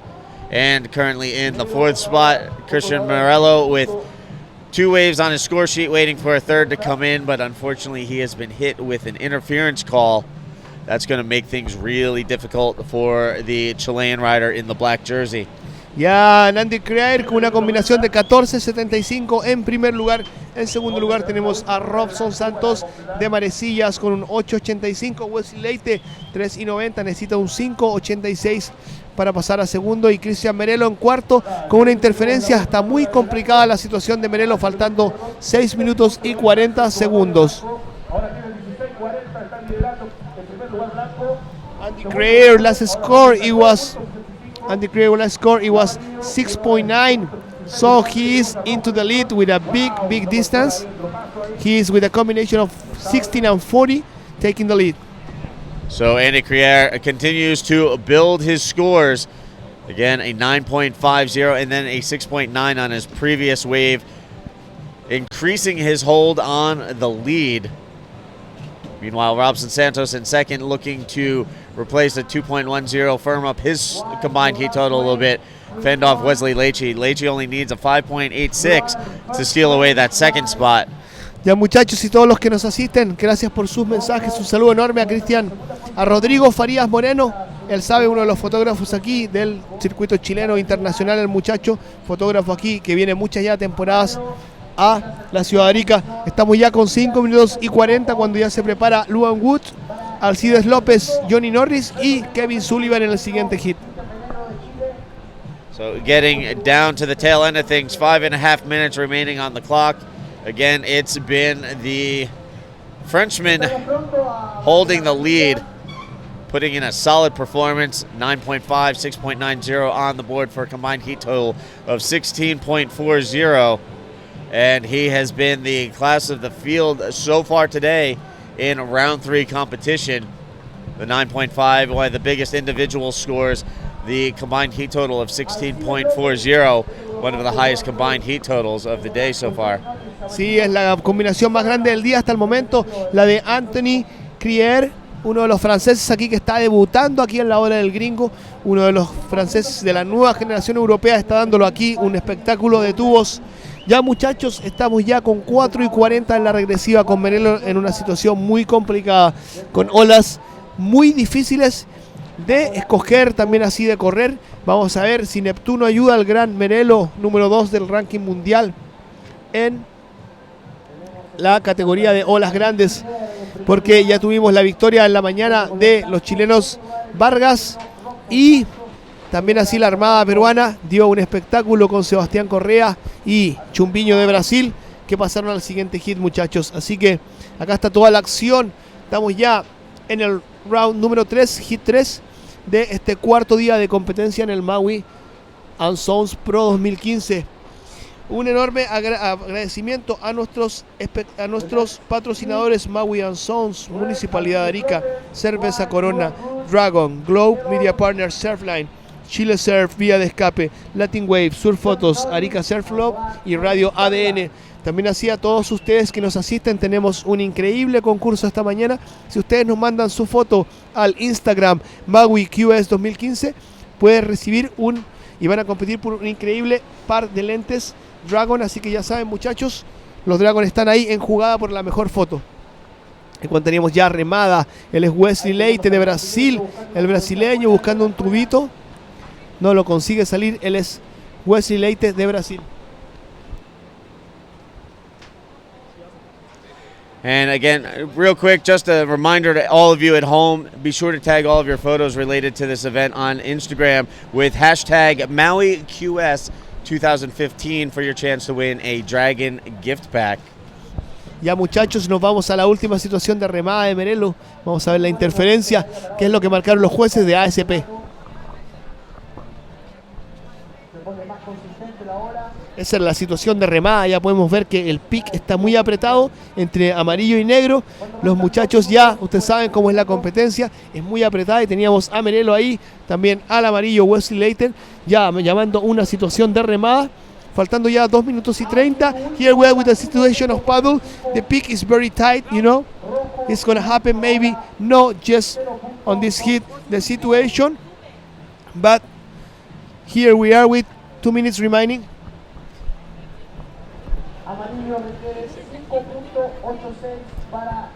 So again, there you can see a quick look. We had seen previously Christian Morello getting hit with an interference against Wesley Leitchi. And here it looks like Christian was trying to return the favor and get Leitchi to draw the interference. So a little bit of a heated confrontation out in the water between the Brazilian and the Chilean. As we work our way through Heat 3, we're down to 1:45 left on the clock. And again, it's the Frenchman Andy Crier with. Pueden ver ahí a Robson Santos caminando en la riff. Miren, muy bajo esa sección. Esa es la sección de El Quirófano, una de las más complicadas aquí en el Gringo. Steve, so you can commentate about this section of El Gringo, no? Yeah, this left-hander, it wraps around the reef a little bit and pinches off. Here you can see Yellow driving through the barrel. Does he find the exit? Unfortunately, no. There you see his board pop up out in the water. And we have another wave up and riding right behind him. Christian Morello on the left-hander. Sets his line, pulls in, gets the barrel, and gets spit out. Vamos a ver si eso ayuda al gran Merelo de Pichilemu, muchachos, que la conoce muy bien. Faltando 1 minuto. Vamos a ver si Neptuno ayuda a Merelo. Él necesita un 8.28. Vamos a ver qué dan los jueces por esta última ola de Merelo. Here we are with the last waves of Merelo. He was looking to get a 8.28 to get into the lead.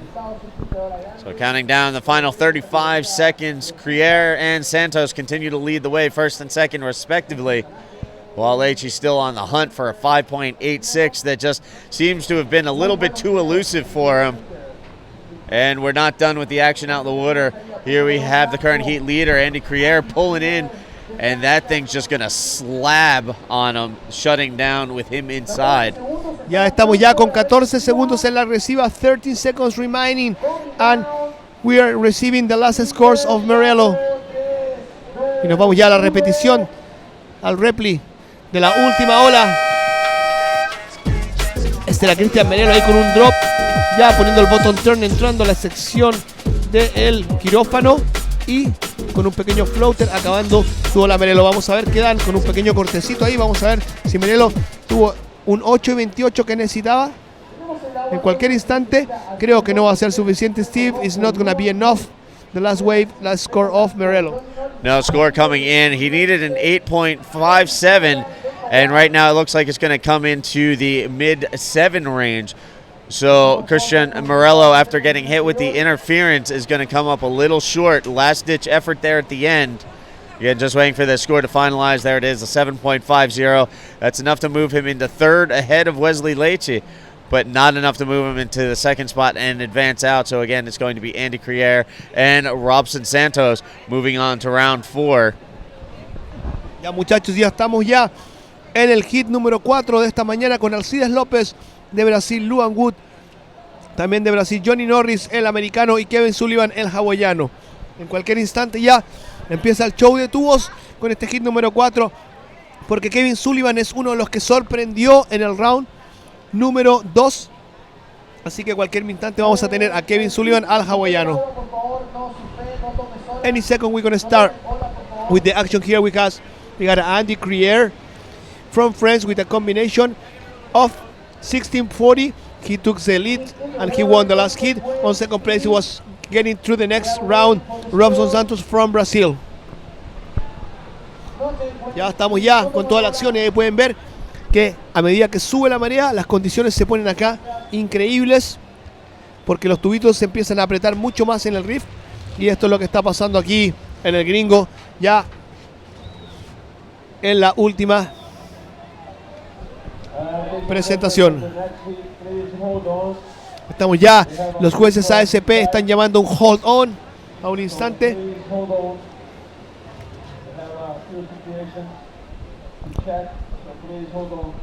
Estaban llamando a una pequeña parada en esta última manga, Steve. All right, so right now, again, the start of the next heat on hold as they conduct an official review. We're not quite sure what they're reviewing, but they have announced that we're delaying the start of this heat, so the riders are out in the water, in place, ready to go, just waiting for the starting horn. Meanwhile, an official review going on at the moment, so bear with us while we wait for official announcement on this. And while we have the opportunity, I'd like to welcome all of you who are just joining us here on day 4 of competition here at the 2015 Maui & Sons Arica Pro. Out in the water, just about ready to get going. In a moment, we will see Heat 4 go into action. Alcedes Lopez from Brazil in red, Luan Wood from Brazil in white, Johnny Norris from the U.S. in yellow, and Kevin Sullivan from Hawaii in black. And it looks like Robson Santos might be getting called with an Y la interference. situación increíble, porque hubo una interferencia de rojo sobre blanco y Cristian Merelo pasó a segundo lugar, está clasificado al round número 4 en la situación de rojo sobre blanco. Robson Santos eliminado del evento. And everybody that is watching us at home, we got a last situation and it was an interference on red through white, so Cristian Merelo, the Chilean, is gonna get into the next round. So again, just to reaffirm what Yo-Yo just said, Robson Santos called for an interference at the very end of that heat. That drops him to third. That allows Christian Morello to move into second position and advance out of the heat. So it's Andy Crier and Christian Morello advancing on.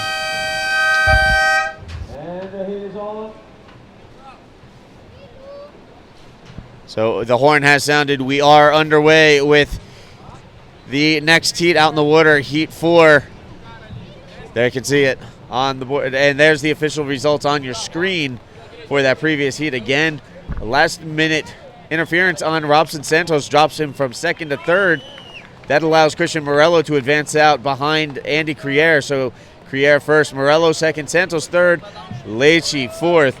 And there you can see out in the water, Alcedes Lopez in red, Luan Wood in white, Johnny Norris in yellow, and Kevin Sullivan in the black jersey. So a pair of Brazilians, a mainlander from the United States, and a Hawaiian about to do battle out in the water as we are underway with this 30-minute heat.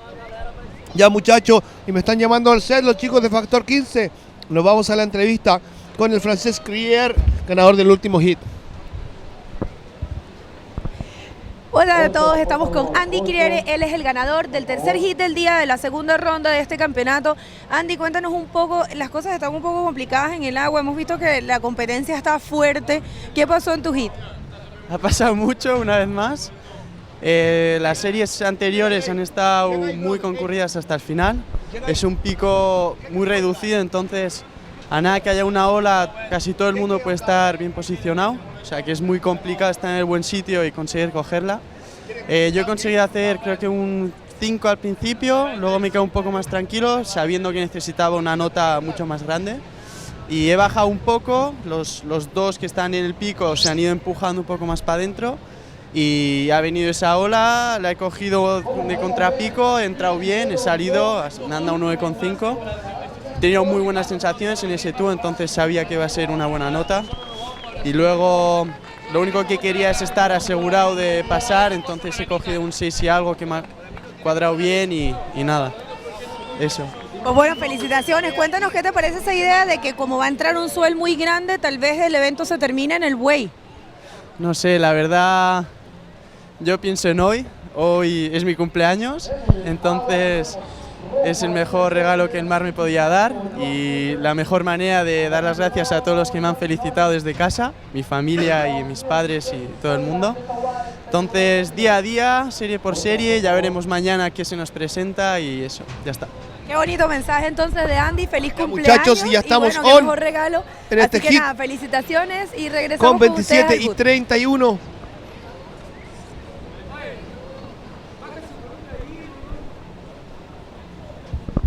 Oh, joyeux anniversaire. Merci.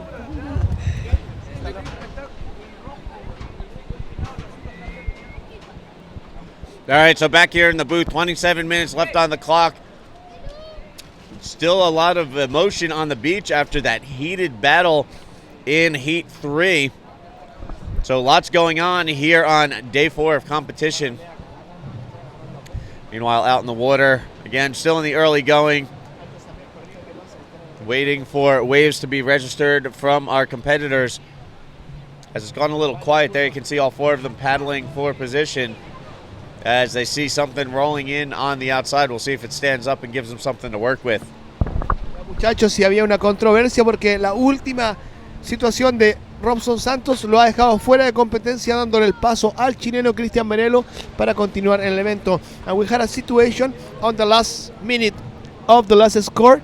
Robson Santos, he was eliminated by the interference, giving the pass to the next round to Cristian Merelo. First place for Surfer in White, Indy Claire from France. Second place for Black, Cristian Merelo from Chile. Third place, Red, Robson Santos from Brazil. And fourth place, Yellow, Wesley Gated, also from Brazil. Estamos ya muchachos con 25 y 50 en la regresiva. Y en cualquier segundo vamos a comenzar ya. Porque tenemos ahí a Kevin Sullivan que intentaba entrar en la primera ola del hit.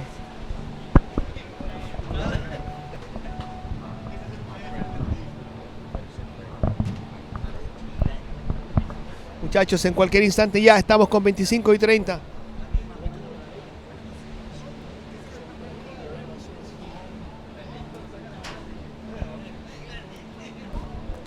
All right, so again, already burning the first 5 minutes off the clock here at El Gringo, here in Heat 4. And Kevin Sullivan getting on the board first with a minimal score to start things out with. He'll look to build from there. Meanwhile, all the other riders out in the water looking to get on the board with their first scoring wave. Joining Kevin Sullivan out in the water, Alcedes Lopez from Brazil, his fellow countryman Luan Wood, and rounding out the field out in the water right now, Johnny Norris from the United States. Yeah, Johnny Norris is someone that is on his second year here at Arica, and Johnny Norris is having a good performance on the first day of competition. Let's see if Johnny Norris can get into the symphony with the barrels of El Gringo this morning. Conditions are very hard, very complicated at the moment because there's not many waves, and that's why the peak is split and it's very tight on this moment.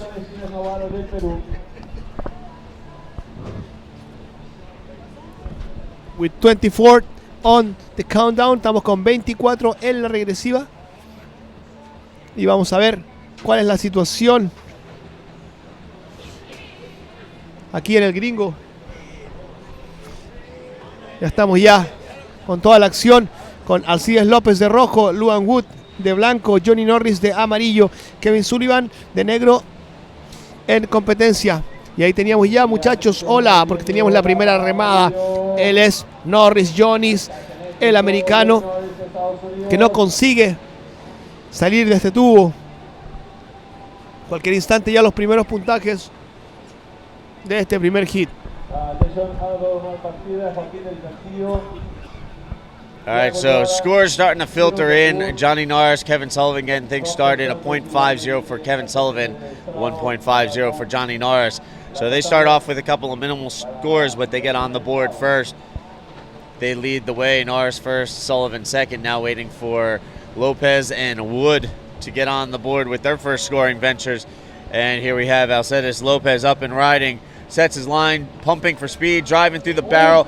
Was just about to make it through and got clipped. So Alcedes Lopez.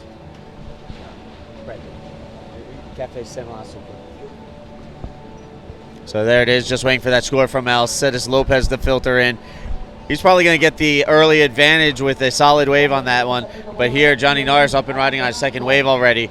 Sets his line and then ends up popping up through the roof of that wave as that just shut down on him. So the technical aspect of this wave is still challenging our riders out in the water so far today, as they are battling amongst themselves out there, but still trying to find a way to line up these waves and get the scores they need. Ya muchachos, ya estábamos con los primeros puntajes de Alcides López, 2 puntos en primera posición. Tenemos a Johnny Norris con 1.25 en segundo lugar y un 0.40. El hit está un poquito lento y cuando ya teníamos ahí Open Rider, there's white jerseys, Luan Wood from Brazil. He's not finding himself on the rail and it's going to be the first wave for Luan Wood from Brazil. So there you have it. All riders on the scoreboard and accounted for. Alcedes Lopez with the early advantage, opening up with a 2.0. He will look to build his score with his second wave as these guys try to put together 2 top scoring rides and finish in the top 2 spots to advance on to round 4.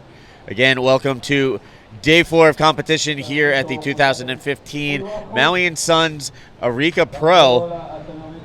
This event is brought to you by Maui & Sons, Municipalidad de Arica, Corona Extra, Dragon Optics, Globe Footwear, and our media partners, Surfline, Chile Surf, Via de Escape, Latin Wave, Surf Photos, Arica Surf Blog, and Radio ADN.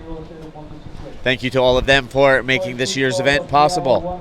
Yeah, and everybody that is watching at us home, here we are in the round number 3, hit number 4, and we are with Alcides Lopez on the lead with 2 points, Johnny Norris on second.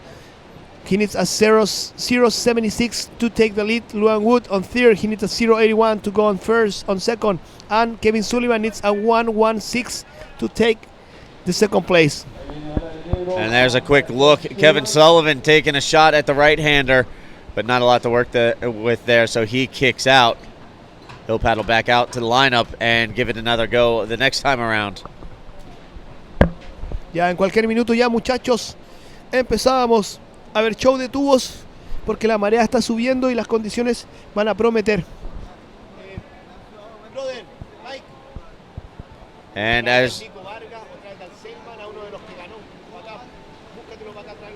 as you can see on that previous screenshot, the Maui & Sun wind banner, light onshore winds right now, so the onshore winds really haven't kicked in full force to mess things up here at El Gringo, but still looming like clockwork, as we see every day. Sooner or later, those onshore winds are going to kick up. We're going to see the stream of birds flying across the horizon. The sun's going to come out, and it's going to kind of change the conditions out in the water for the worst. Hopefully the winds hold off for a little while longer so we can finish up round 3 today with some decent glassy conditions. Si estamos viendo ya que las condiciones están mínimas, vamos a ver los jueces que consideran. Ellos estaban interesados en correr el campeonato. Había la posibilidad de correr las finales, las semifinales en la ola del buey. Una de las grandes controversias de esto era si los riders iban a tener el equipamiento correcto, si iban a tener tablas, porque en el buey es una ola que se ocupan tablas de 10 pies, 9 pies. Así que vamos a ver qué sucede con esto. No, and well, I was mentioning the Spanish speakers that it is a big possibility to run the event, the semifinals and finals at the spot is called El Buey, one of the biggest waves of Chile. Something that it was important, like to mention, that if we are not sure if all the competitors are going to have the equipment, right equipment, I would like to tell everybody that on this wave we need boards up to 9 foot, 10 foot, like to get into the drops, and it's a super heavy spot, you know, on the big wave world. So let's see what's going to happen with this decision of the judges. Yes, not just with the Big Wave World Tour, but also in free surf sessions. You see guys headed out there with skis, big wave guns, and in previous trips I've seen more than my fair share of busted sticks out at El Buoy. Yeah, a month ago I was surfing El Buoy, and it was a medium swell, maybe waves for 10 to 12 foot, and my 8.6, it was very small. I was not able to make some drops, and it's a wave that you need a big board. You know, at the same day that I was surfing at El Buoy, people were surfing with boards of like 10 foot, 11 foot. So you need a board to get the wave because it's at the middle of the ocean, the classic outer reef. And here we are with action. There's Luan Wood of white jersey that is getting his first scores, and he is gonna pass for sure like to the first place because he has a 0.85. He needs a 0.81 to take the lead.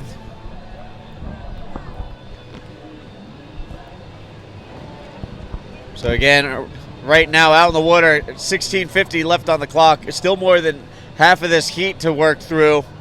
Alcedes Lopez still looking for a backup score. Currently holds the lead over Johnny Norris. Johnny with a couple of minimal scores on the board so far as well. As all of these guys are still looking to dial into something more substantial score-wise and shake things up right now. These guys pretty much stacked right on top of each other with the scores they've registered thus far here in Heat 4.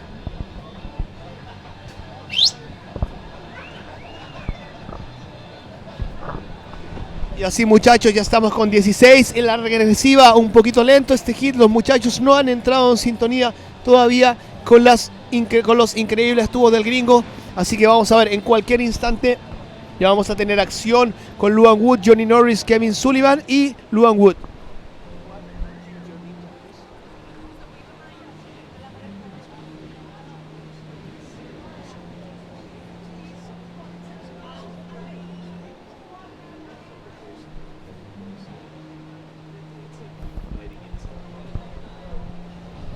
Así es, muchachos, ya con 15 minutos en la regresiva estamos en el hit número 4 de esta mañana aquí en el gringo.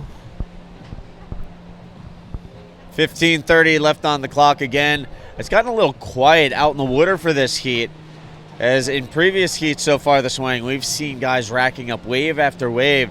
So far in this heat, you know, we've got the Hawaiian and the American with 2 waves each, and then the Brazilians with 1 wave apiece, and these guys are just sitting out there waiting patiently for something, anything to roll through right now as we hit the halfway mark, 15 minutes left on the clock. And there it is, a secondary score for Luan and Wood coming in finally. So, you know, all of these guys just, you know, doing their best to get a couple of waves under their belt, let alone the opportunity to build on their scores and try and create a little separation amongst each other.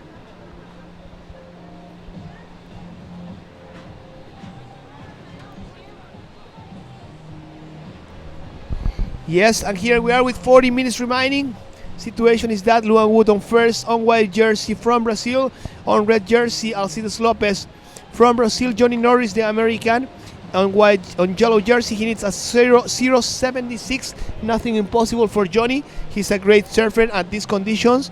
And Kevin Sullivan from Hawaii on black jersey, he needs to build a score to get into the race for the next round.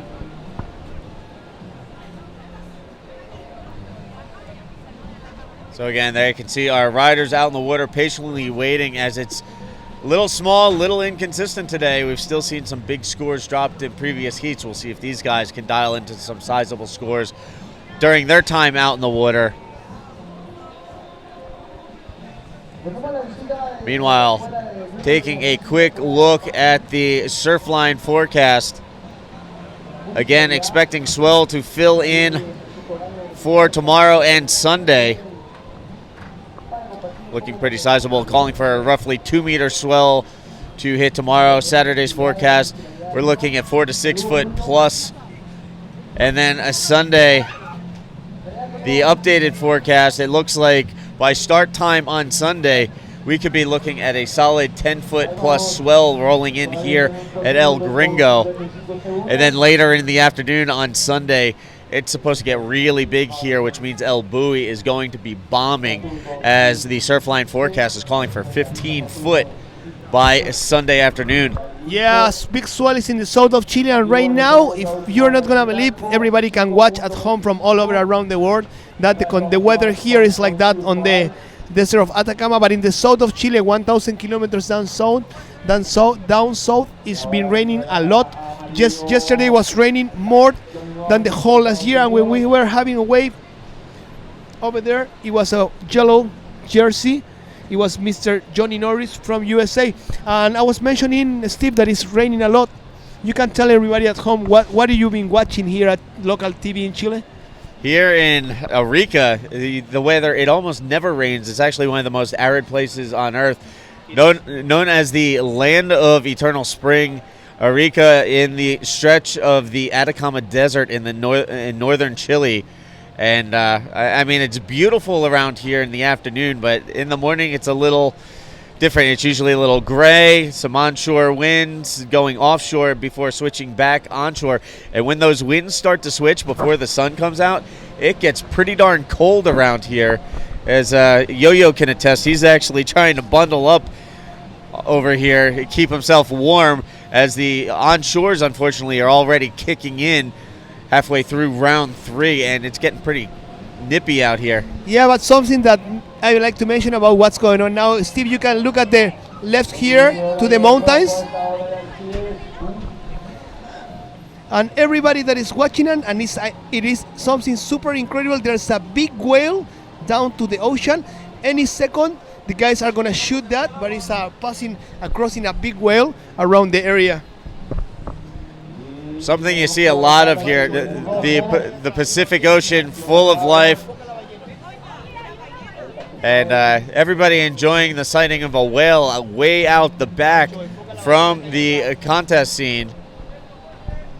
Ya, muchachos, y tenemos ahí con peto negro, él es Kevin Sullivan, el hawaiano con un increíble tubo. Él es Kevin Sullivan, one of the favorites of the event on this edition. Kevin Sullivan has been giving an amazing performance on the free surf on these days. All right, so while the fans are cheering for the sighting of the whale out the back here in the field of competition, Kevin Sullivan putting together a solid wave. And look at this, we have another broken board. Alcedes Lopez making his way in. He's in a really precarious position, getting washed up onto the rocks. This is where you shred wetsuits, snap boards, cut your skin, shed a little blood, and it's just nasty in there. It's like a cheese grater. And here, grabbing the rail, pulling in Luan Wood, the other Brazilian out in the water. His board's going to pop up as that wave just shut down with him. But again, Alcedes Lopez making his way in, trying to climb up the rocks, and this is really dangerous place to be in. There you see he's got the back half of his board. He's going to switch out and get back out into the water. He currently sits in the second spot behind his fellow countryman Luan Wood. So the Brazilian's leading the way, but Alcedes Lopez switching out the snapped board here in Heat 4 with 9:35 left on the clock. That leaves the American and the Hawaiian out the back. Ya, muchachos, Again, estamos waiting ya for con that 9 last score. minutos y estamos esperando el último puntaje. Como decía Steve Jackson, Kevin Sullivan con interferencia. Vamos a ver qué sucede con él, con su último puntaje, ya que fue un muy buen tubazo aquí en el gringo. So what was that? Did Sullivan hit with an interference? Yeah, there's an interference calls on the screen, no? We're just waiting for this information, but it's an interference call on the screen. Let's see what's going on. The interesting thing is that last wave of his coming in looking like it's going to be a big score. Ya, muchachos, y me informan que nos vamos a un replay de la última ola de negro. And here we go with the replay, the last wave of Kevin Sullivan. Here is Kevin Sullivan dropping, holding the rail on backside hand, getting the small turn into the second section. And this Kevin Sullivan from Hawaii. And that's actually going to be his last wave that we're talking about. Again, waiting for that score to finalize. But preliminary indications, that's going to be one of the bigger scores of the event. So he's going to be dealing with an interference and one of the biggest scoring individual waves. There it is, a 9.50. His backup score, a 0.8, gets cut in half. So he's got a 9.90 combined heat total. That's enough to put him in the lead. So how's this for a strange turn of events? He dials in the biggest score of one of the biggest scores of the day, gets hit with an interference, and even with the interference, he leads the way right now with 8 minutes remaining in the heat.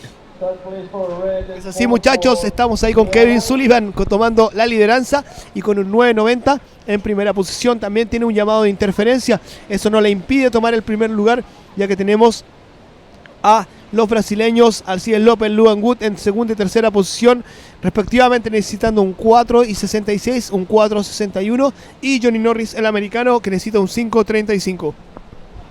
Now we talk about how difficult it is to advance out of a heat when you have an interference call working against you. It definitely makes life a little less stressful when you have a 9.50 on your scorecard. So again, Kevin Sullivan in the lead. Luan Wood currently in second with a 5.25 and a 1.35. Looking to get rid of that 1.35 and firm up that second spot. On the other side of things, Alcides Lopez currently in third, trying to track down a 4.61, and Johnny Norris currently in fourth. He needs a 5.35. So Lopez and Norris still within striking distance of Wood. Sullivan, meanwhile, in the lead with on the strength of his 9.50, dealing with an interference. So definitely an interesting situation out in the water. 6:35 left on the clock. Ya cuando veíamos ahí al al peto blanco que quebró la tabla, que se miraba mucho la mano, yo les garantizo que este muchacho debe haber tomado un par de erizos, porque ese canal que estaba saliendo él está lleno de erizos. Así que, chicos, mira, tenemos hola ahí, era situación de remada, de peto amarillo, no consigue entrar. Así que en cualquier instante, muchachos, nos vamos ya con acción, porque en el siguiente hit se viene uno de los favoritos aquí de Sudamérica, el señor Miguel Tudela del Perú. Eso es una ballena. Es una ballena, mi rey. Sí, y bueno, me informaban aquí, chicos, que miren, ahí creo que esa es la ballena. Es la ballena que todo el mundo estaba informando que se acercaba a la orilla.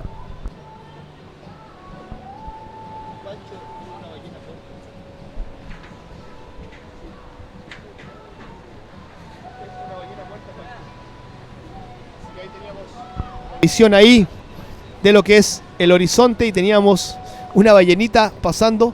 Vamos a ver si durante el campeonato se acerca a acá a saludar a los chicos que están en el Reef del Gringo. And that was a whale, Mr. Steve Jackson? Yes, so a whale making an appearance out the back. Meanwhile, here right in front, the action out in the water, 5 minutes left on the clock. And again, situation out in the water. Kevin Sullivan leads the way on the strength of a 9.50. His backup score, a 0.8, cut in half by the interference call. But still, the 9.5 enough to lead the way. Luan Wood in second. He has a 5.25, looking to replace a 1.35 and solidify that second spot. He's trying to fend off Alcides Lopez, who has a couple of minimal scores, as does Johnny Norris. Lopez trying to track down a 4.61, while Johnny Norris trying to suss out a 5.35. There you can see Norris taking a peek at that last wave.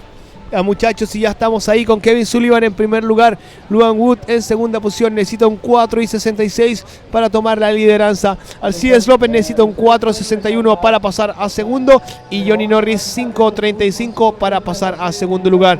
Y ahí todo mundo lá em Brasil, o Luan Wood está precisando de um 4.66 para ficar em la liderança. Alcides Lopes também precisa 4.61 para ficar em segundo lugar. E o gringo Johnny Norris está precisando de 5.35 para ficar em segundo. 4 minutes remaining on the clock. Situation remains the same.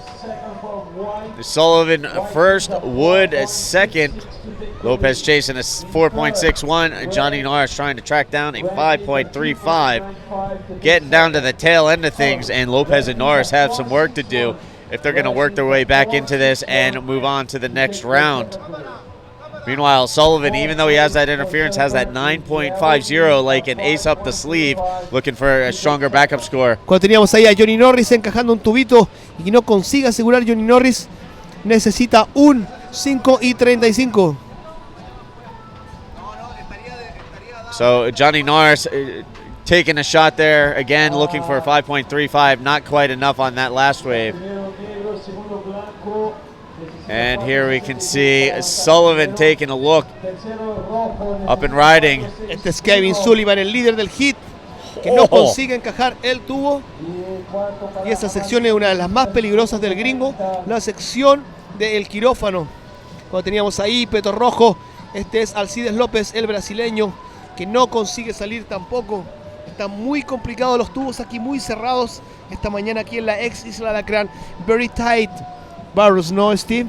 Yes, some difficult maneuvering for the riders out in the water.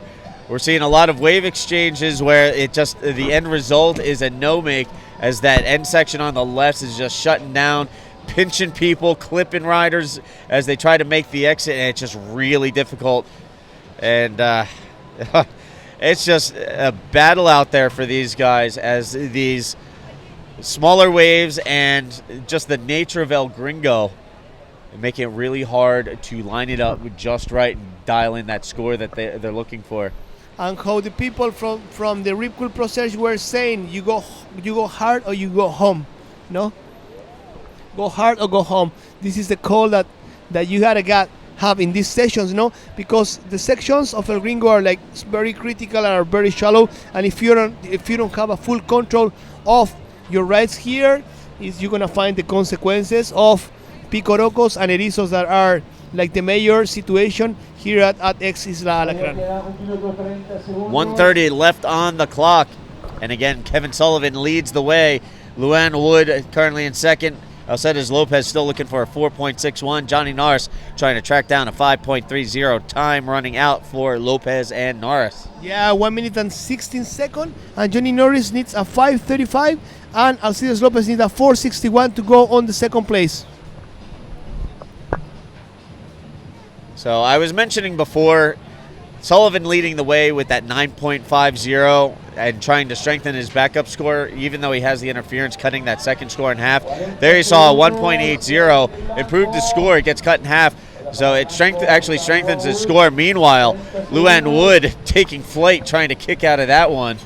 Luan Wood that is in second position, he needs a 5.16 to go into the lead. He's still fighting for the first place. And Mr. Alcides López needs a 4.61, 4.61 precisa Alcides López para ficar en segundo lugar. 25 seconds and counting down, and they're going to count off the last couple of seconds. There's the horn, and Kevin Sullivan is going to take the heat win on the strength of a 9.50. And dealing with an interference call. So he had the good, the bad, and a little bit of ugly out there. Still pulls off the heat win, and following him out in the second spot, advancing to the next round, Luan Wood. Es así, muchachos, y ya estamos ya con el siguiente hit, porque está Miguel Tudela ahí, atento a todo el Perú, desde el norte al sur de Perú, desde Máncora a Tacna, todo el mundo atento, que está Miguel Tudela, uno de los favoritos de la Armada Peruana. También tenemos a Paulo Mora, un ex top mundial aquí del circuito profesional de surf. Lucas Silveira, una de las grandes revelaciones aquí en performance de consecuencia. Y a Lucas Mecinas, otro peruano que está mostrando un excelente nivel en este campeonato. Tenemos ya, hola, él es el Peto Rojo, Miguel Tudela. Aquí estoy con Steve Jackson y toda la acción del round 3, hit número 5. So right now, again, the contest has been put on hold. So there you can see Miguel Tudela taking one just for the heck of it, getting a little warm-up wave, I guess you could say. But the heat is currently on hold. They are delaying the start of this heat. So we will wait for things to get going once again. First place for surfing black, Kevin Sullivan. Second place for white, Luan Wood. Third place for red, Alcides Lopez, and fourth place for yellow, Johnny Norris. So again, the official results being announced by the beach announcer, giving the update out in the water. It was Kevin Sullivan taking the win. Luan Wood finishing second and advancing on. Finishing third was Alcides Lopez, and Johnny Norris currently finishing fourth in that heat. Currently out in the water, we have Miguel Tudela, Paulo Mora, Lucas Silveira, and Luca Mecinas waiting to get going. There you can see on screen the results official from that last heat. Kevin Sullivan from Hawaii winning the heat. Luan Wood finishing second and advancing on to the next round.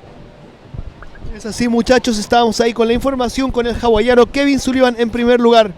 Cuando tenemos ya la información del hit que en cualquier instante va a comenzar con Miguel Tudela de rojo, el Perú, Paulo Mora de blanco de Brasil, Lucas Silveira de amarillo y Lucas Mesina del Perú de negro. Así, muchachos, y Stevie va a tomar un pequeño break. Cuando me encontraba aquí, está entrando a mi set, uno de los grandes aquí al sur chileno, una de las nuevas talentos del tour. Él es Nicolás Vargas. Steve.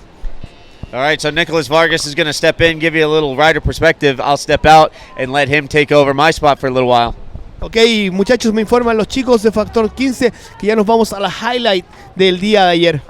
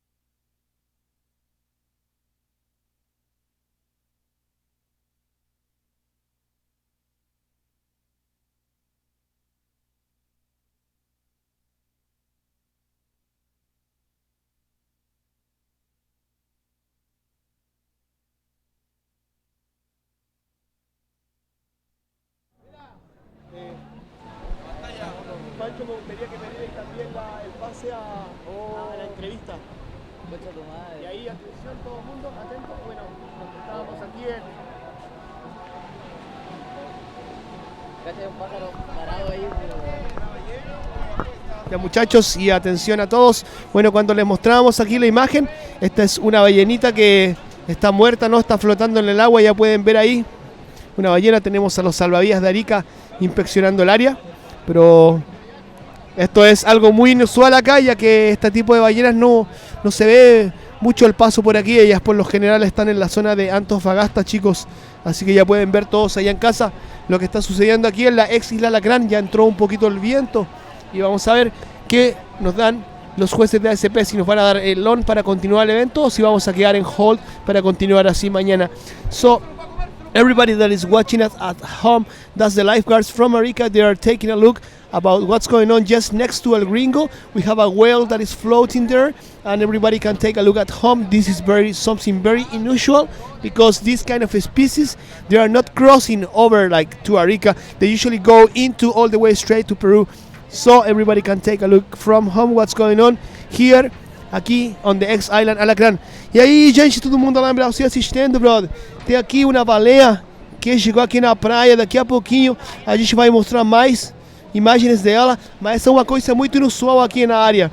As baleias aqui não dão passo aqui nessa área. As baleias sempre passam por aqui na frente, passando da cidade de Antofagasta à cidade de Ilo. Então é uma coisa muito inusual que está acontecendo aqui agora na ilha. Então todo mundo se liga aqui. Daqui a pouco já a gente vai dar o início da bateria, ou vai dar ou espera para amanhã. Então todo mundo se liga já, que daqui a pouco a gente já vai entrar com a informação de qual que vai rolar essa manhã aqui no Gringo.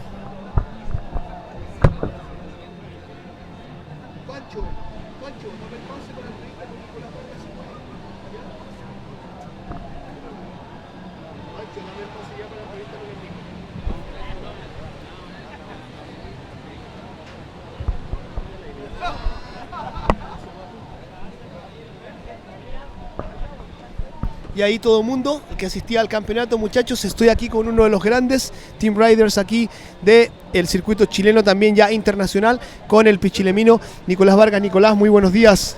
¿Cómo estás, yo? Aquí estamos muy contentos de tenerte aquí en el set. Tuviste una increíble performance el primer día con un tubazo, y también tuvimos hoy contigo ganando ya las mangas aquí en tu presentación. ¿Qué nos puedes contar de todo esto que está sucediendo en estos días aquí en el Maui Pro 2015? Bueno, muy feliz de estar nuevamente en Arica, siempre ya desde como los 12 años que vengo, y la verdad que vengo como 2 veces al año a correr el Nacional y a correr esta fecha. Es una fecha muy importante para todos los chilenos porque acá en casa nos sentimos cómodos y la gente que viene acá afuera no conoce muy bien esta ola, así que realmente no la corren muy bien, excepto algunos. Y la verdad muy feliz de haber pasado mis 2 hits en primer lugar. El primer día tuve la suerte de tener una ola muy buena, un tubazo de un 960, y hoy día también feliz por haber obtenido ese 8,5 y así poder haber pasado de primer lugar, y junto a Manuel que pasó segundo, así que enfocado para la siguiente ronda. Mañana viene mucho mejor la ola, así que directo hasta la final nomás. So everybody that is at home, to introduce my friend here, Nicolás Vargas. He is one of the new Chilean talents from the new generation. He was just mentioning that he won in the first day of competition with a very high score of 0.960. So it's Nicolás Vargas that he was just mentioning that he feels very comfy like surfing at the city of Arica, that he comes around twice a year to compete here and to surf. So he's been learning under the years and under the experience to feel this place that is called El Gringo, part of his home and part of his good performance. Nicolás, estamos contigo acá, bueno, con unas presentaciones increíbles de Nico Vargas. ¿Cómo ves el futuro de Nicolás Vargas durante este evento? Bueno, la verdad que siempre uno espera lo mejor de sí, dar lo mejor de sí en el agua, y nada, motivado para la siguiente ronda. Sé que mañana viene mucho mejor la ola, así no vamos a estar peleándonos en el agua, porque hoy en día está muy chica la ola, las condiciones te pueden dar muy fácil la vuelta y hacer una interferencia. Mañana viene mucho más ola, va a ser mucho más fácil escoger tu ola tranquilo y Y nada, de cabeza, tirarse la bomba y ponerse el tubazo, esa es la expectativa, y llegar hasta lo más posible. So everybody at home, this is Nicolas Vargas from Pichilemu, one of the hit winners today, and with an amazing presentation on the first day. He was mentioning that he's feeling like really great for tomorrow. He wants and looking forward to serve with more conditions because it's gonna help to everybody to really serve and to really like pass hit by hit, you know, under performance. And it's something that is not been happening today. That is being very tight. The peak, the competitors been very tight on the situations on the water, and it was what happened today with Merello on his hit. And Nicolás, algo que nos quisieras mencionar acerca de las condiciones, acerca de lo que ha sucedido durante este segundo día. Bueno, las condiciones no es lo que se espera para el gringo. La verdad que esta es una ola que realmente funciona de 2 metros hacia arriba. Es una ola que uno cuando está afuera antes de entrar al hit le da miedo, le llega a dar dolor de guata. Entonces hoy en día no están de esas condiciones. Mañana van a estar así y la verdad que es una pena estar corriendo así porque grandes competidores se quedan afuera, ya que las condiciones no son las mejores y pasan otros competidores que no deberían pasar, no sé. Pero nada, la competencia es así, la competencia se tiene que hacer igual y eso. Esperar que mañana mejore un poco y así que los competidores de gran nivel muestren su categoría en estos olas de tubazo. And with Nicolas Vargas here, as I was mentioning to everybody around the world, you know how hard and how heavy it is to surf El Gringo. He was saying that the conditions today are not like the real Gringo, because when you got a real Gringo, when you have the Gringo pumping, you know, usually you get to the channel and you feel this pain of the stomach, you feel that, you know, like a little bit nervous, and it's not what's happening today. He was mentioning that today can be for anyone, no? Anyone that has been lucky on the wave selection can get through the next hit and takes the round to the next part of the event. So with Nicolas Vargas here I am. Nicolás, una cosa muy importante de destacar es el trabajo que ustedes están teniendo con la gente de Maui. Cuéntanos un poco cómo es el apoyo que Maui te está dando, siendo parte de su equipo. Maui es una empresa acá en Chile que ha entrado muy fuerte aquí con el apoyo a los verdaderos riders, a los chicos que tienen un nivel elevado en Chile. Cuéntanos cómo está funcionando eso del Team Maui con su armada acá chilena. Bueno, la verdad que me entré a Maui del 2010. Siempre han estado apoyando, siempre han estado mejorando los sueldos, presupuestos, siempre han estado conscientes de mi crecimiento y del futuro que necesito. Hoy en día es una de las mejores marcas acá en Chile, tiene a grandes riders, le está pagando viajes, le está pagando para hacer el Tour Mundial, que es lo que necesitamos. Y feliz de ser parte de este team, que es muy bueno acá en Chile, hacen cosas muy increíbles que son las campañas que nos llevan afuera a correr olas 2 veces al año y también ahora se está incorporando a Perú y quizás más adelante a otro país de Latinoamérica, pero feliz de lo que está haciendo y espero que sigan así por muchos años más y sigan creciendo como marca. See, Nicolas Vargas, he was mentioning a little bit about like his sponsor, about like how Maui is supporting like a real team of riders, that they're having like trips during the year with their team. So it's something that is being helping like to grow these talents of Chile that are needing a real support, like to affront the best in the world on their condition and on their house. So with Nicolas Vargas, here I am. Nicolás, mañana tienes un hit, como se dice ya mucho más duro, ya entran los fuertes, los ganadores de ganadores. Así que ¿hay alguna estrategia de Nicolás Vargas? ¿Qué tipo de equipamiento está ocupando Nicolás Vargas con condiciones pequeñas y qué tipo de equipamiento ocupó Nicolás Vargas con condiciones grandes? ¿Cómo fue esa presentación del Nico aquí en el Gringo? Bueno, la verdad que tuve la mala suerte de partir una tabla chica. Entonces hoy en día que está pequeño estoy entrando con un 6.3 que es como para olas mucho más grandes. Y nada, dependiendo mañana voy a ver qué tabla uso. El primer día usé un 6.5, son tablas cabezas que me andan muy bien, ya las tengo hace varios años y sé que me funcionan sólidos para acá, para esta ola. Y la estrategia es esperar, sé cuál es la buena y darle de cabeza y esperar salir el tubazo.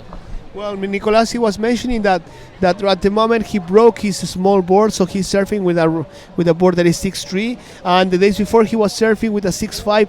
So this is really important. It's something that will make the difference if you have the right board, if you have the board that goes with you on the rides. You know, you're gonna have a better performance, and it's what has been matching with Nicolas on the last days with incredible performance with a barrel of 960. Is one of the boys that has been stealing the show on this event. Nico, ¿hay algo que te gustaría comentarle a la gente que asiste en casa sobre lo que es la ciudad de Arica, a todos los extranjeros que miran el campeonato, ven los tubos y no se imaginan cómo es este lugar? ¿Hay algo que te gustaría tú decirle a la gente en casa? Bueno, nada, Arica es una ciudad que es muy linda, la ciudad de eterna primavera, nunca llueve, siempre son días nublados en la mañana y después sale el sol. La verdad que el gringo yo creo que es una de las olas más peligrosas que he surfeado en mi vida. Realmente uno no se imagina lo que es porque tiene mucha fuerza, es muy baja la superficie y son rocas, tienen picoroco y todo eso corta, entonces realmente sí es un evento de venir a ver porque el espectáculo es increíble, vienen grandes competidores y nada, es un show que se lo recomiendo que los vean. It's a sea that Nicolas was saying that Arica, the city of eternal spring, has an amazing weather. Like during the morning, every morning is cloudy, makes this that the waves are glass. They pass over, you know, and we have sunny days. And in these sunny days, conditions are changing. But it's a city that have a quality weather and a quality wave lineups. So it is a place that everybody should have to visit and come and look forward to see. With Nicolás Vargas, gente, con todo el mundo estábamos esperando la información de los jueces. Nico, ¿alguna presentación, algún surfista que te gustó, cómo corría, que te gustó de su performance? ¿Me podrías contar un poco de eso? ¿Cómo los chilenos miran al resto de los competidores? Bueno, la verdad que he quedado, yo creo que uno de los que más me ha impresionado en esta ola es el australiano Anthony Walsh, que era un competidor que realmente ganó un evento y después quedó segundo en otro, al subsiguiente, o sea, al siguiente que compitió, que ganó. Y la verdad era impresionante verlo correr. Y también algunos peruanos, también como Álvaro Malpartida, Gabriel, que ellos realmente saben cómo son estas olas. Y no sé, muy feliz. También Guille Sad, que es local de acá, también conoce muy bien la ola y sabe cuáles son las buenas y nada, eso. Bueno, Nicolas was mentioning to everybody that my question was like, it is someone that you as a Chilean surfer that you've been impressed that will show you like quality, like performance at El Gringo, someone that you like as the way that surf as El Gringo, and he was mentioning straight to someone that has no introduction to the world, that is Mr. Anthony Walsh, that has been on twice on this event. He's been winning this event on the first 3-4 years ago, and on the year later he had a malaria sickness and he was on the final on second position as well. He was mentioning the performance of Álvaro Malpartida and Guillermo Sad, that are locals, that are his favorite people to see here at El Gringo.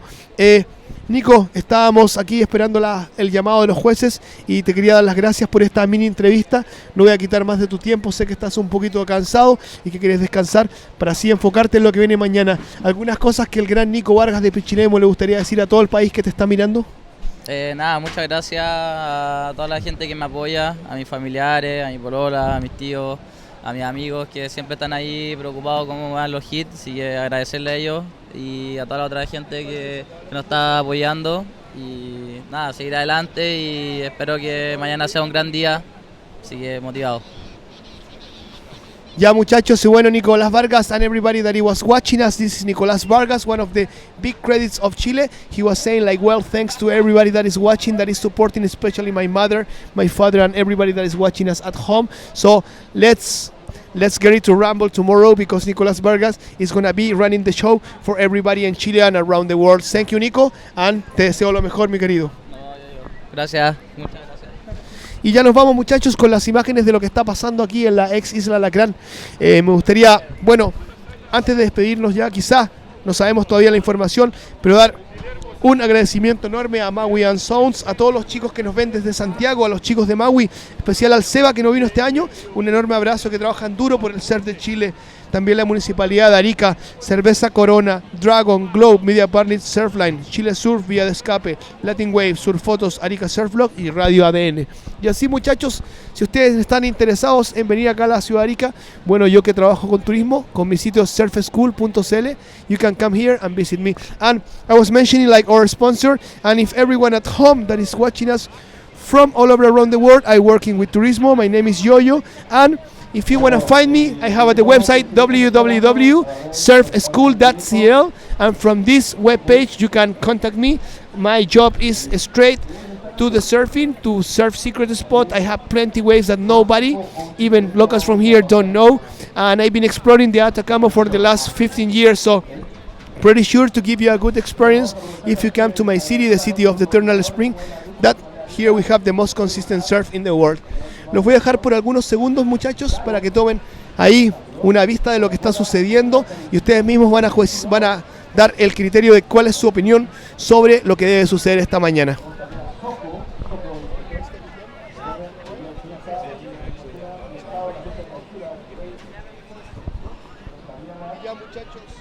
Ya, muchachos, me informan que en cualquier instante viene Kevin Sullivan a dar un poquito de entrevista acá para ustedes, de un poquito comentarles cómo está la situación en el agua.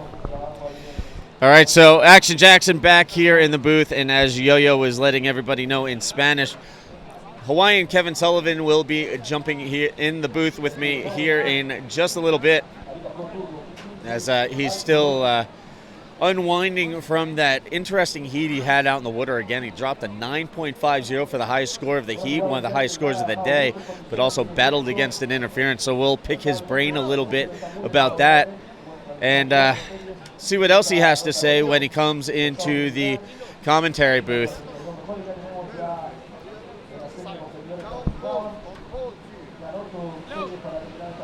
So again, right now we're on hold, waiting to continue on with round 3 of men's competition here on day 4 at the 2015 Maui and Sons Arica Pro at El Gringo. And maybe Yo-Yo can give me a quick update on what he was told while I was out of the booth.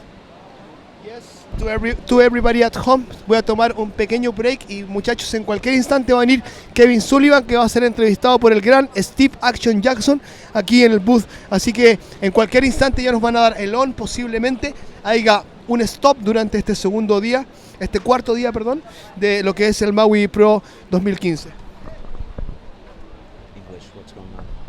So what's going on at the moment is we are in a situation of on hold. The judges are like trying to see if it's going to be possible to continue with the 4 hits that we still have on the round number 3. So any minute we're going to have the information to know if we continue the event. So I'm going to have a quick break to have a meeting with the judges to see what's the situation, and I will come back with all the information about what's going to happen on this morning in the island.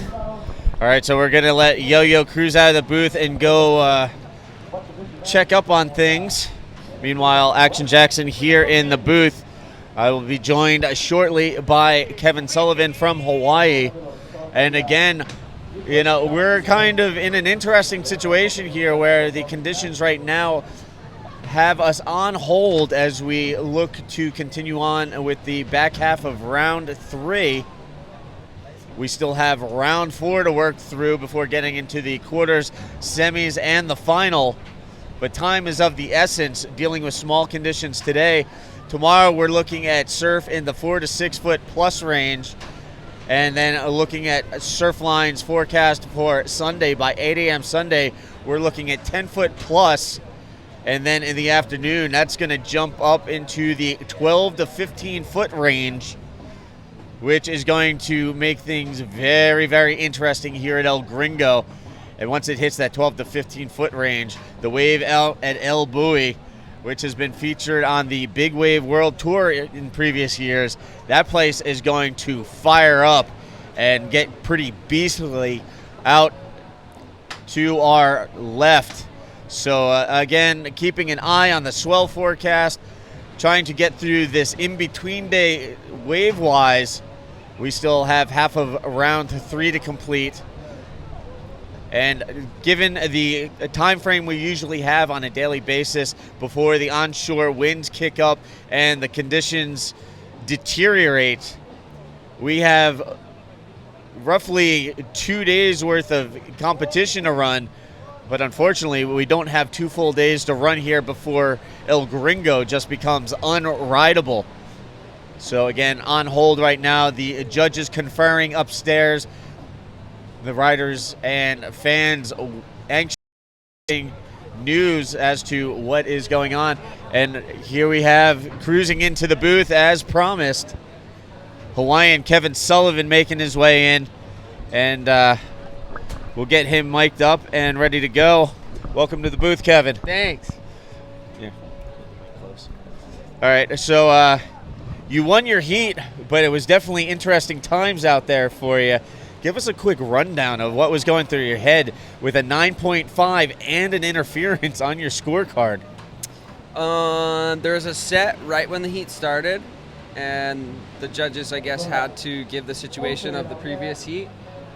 So there's a bunch of waves that passed by, and everyone was, in the heat. We were all kind of, jonesing to catch a couple of sets that came through, and there was none. And then right when they started, there hadn't been, any much waves of, scoring potential. And I kept trying, going for a couple, that didn't work out. And I just, it was tough, there wasn't a lot. And I guess I went for one, it closed out, I paddled back out. My friend, was trying to tell me like, oh, if you see a good one, you make sure you go. And I was paddling back out, and I seen this one, this guy in white, the one who I got the interference from. Yes.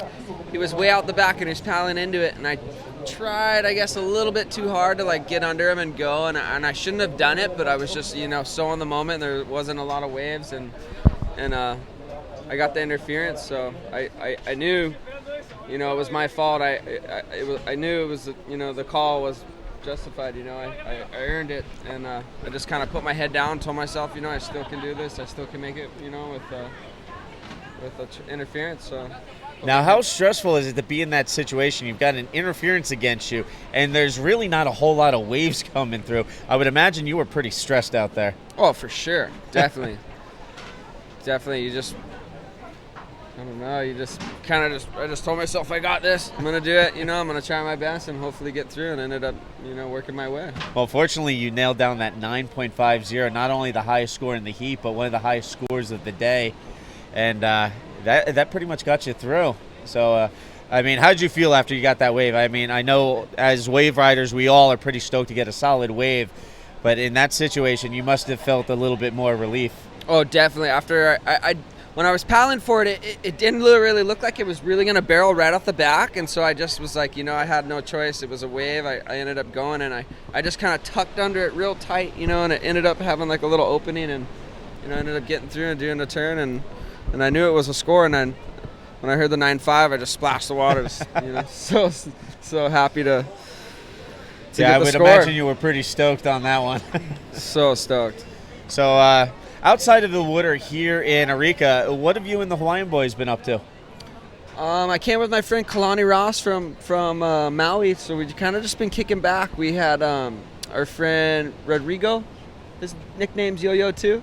Oh yeah, he fixes surfboards and stuff. Really cool guy, local guy around here, and ended up taking us to a couple surf spots, and taking us to his house, showing us a little shaping room and ding repair spot. Ended up hanging with him and checking out all the beaches that he showed us, which was pretty cool. Some really good breaks around here. Any places stand out in your mind that you've gotten to ride or check out? El Boyo? El Boy. El Boy? Yeah. That was one of the definitely highlights, checking that spot out. We didn't have big enough boards, but just to watch it and watch all the guys go for it out there was pretty insane. Yeah, we talk about El Boy a lot when we're here because, of course, it was featured on the Big Wave World Tour, but watching the guys zip around on the skis out there with the Big Wave guns, it gets interesting out there. Oh, I couldn't imagine being out there in the lineup, with everyone out there. It's probably a big excitement, big. Yeah, you see a lot of guys getting out there and charging it. Who knows? Maybe we'll get you on a bigger board and get you out at El Boy with this incoming swell. Oh, I'd be stoked. Definitely, I was thinking, if it's too big over here, they should make people, if it's 15 to 20, that's probably too big for a lot of competitors, but if it's like 10 to 15 next year, they should run it out there and get Yeah, just get the looking compass at the there. Surfline forecast, I mean, they're calling pretty much for 12 to 15 by Sunday afternoon. Wow. So it could be a big wave party out at El Buoy by the end of the contest window. All the locals and all the tourists are going to be excited on that for sure. Oh, yeah, definitely. So, again, right now we are on hold out in the water while the judges confer about the situation out in the water. We still have the back half of round 3 to run. Meanwhile, Steve Action Jackson here in the booth with Kevin Sullivan talking about the conditions out in the water, his heat wind that advanced him on to round 4. And a little bit of this, a little bit of that thrown into the mix, right, brother? Whew, everything in that one. Flat, good, bad, excitement, scores, stress.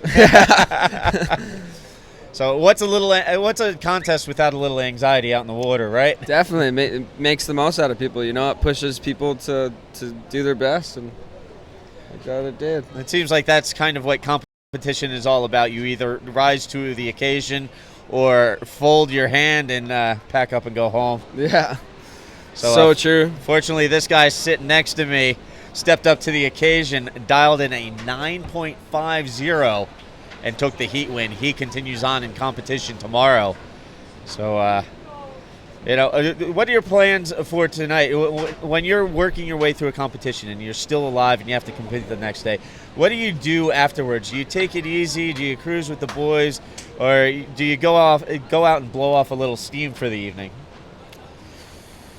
I know we've been wanting to, me and my buddy I'm staying with, but we've been holding back. We've kind of just been trying to eat, good after the event and stay in like our own little zone. We've been hanging with Paulo Mora and Kieran Jabor. They're staying in our hotel too, so we've been kicking back with those guys. They've been helping us with their Spanish. Nice. Know a little bit, but not as much as I should, but hopefully more in the future. Oh, I'm right there with you, brother. Definitely need to work on the Spanish skills a little bit. So, again, for all of you tuning in, welcome to Day 4 of competition here at the 2015 Maui & Sons Arica Pro. We are currently on hold. We've worked our way halfway through round 3 here on Day 4 of competition, but right now we are on hold. The judges are conferring, making a decision on whether or not to continue with the back half of round 3, or do we put the event on hold until tomorrow. So stay tuned. We'll get you an update in just a moment. In the meantime, be sure to check out worldsurfleague.com for all of the pertinent information you need about the World Tour, event schedules, current rankings for men's, women's, qualifier series, junior pro tour, the longboard tour, the whole 9 yards. It's all available right there at worldsurfleague.com. And while you're online, be sure to tag all of your Instagram photos with hashtag MauiQS2015 for your opportunity to win a free Dragon gift pack. So a quick rundown touching on the social media end of things. Meanwhile, Kevin Sullivan, kind enough to jump into the booth and hang out here and hold things down with me while we work through this hold period here on Day 4. Thank you again, Kevin, for joining me here in the booth. No problem. Now, while I have you here, any comments you would like to express about the event so far, things you've seen out in the water, experiences you've had here surrounding the event? Surfing this wave is, man, it's a washing machine. You after you catch a wave, it's harder to paddle back out just because there's not as much water that recedes back into the lineup. The channels are really small on the left and not much on the right. I mean, bigger channel kind of on the right, but just like a washing machine, once you kind of get past the inside, and make your way out, it becomes a little easier, but it's definitely a heavy spot, man. Yeah, for those of you at home who aren't quite familiar with what Kevin is talking about, to the left we have the keyhole, which is where the competitors usually jump in and make their way out to the lineup, as well as coming in.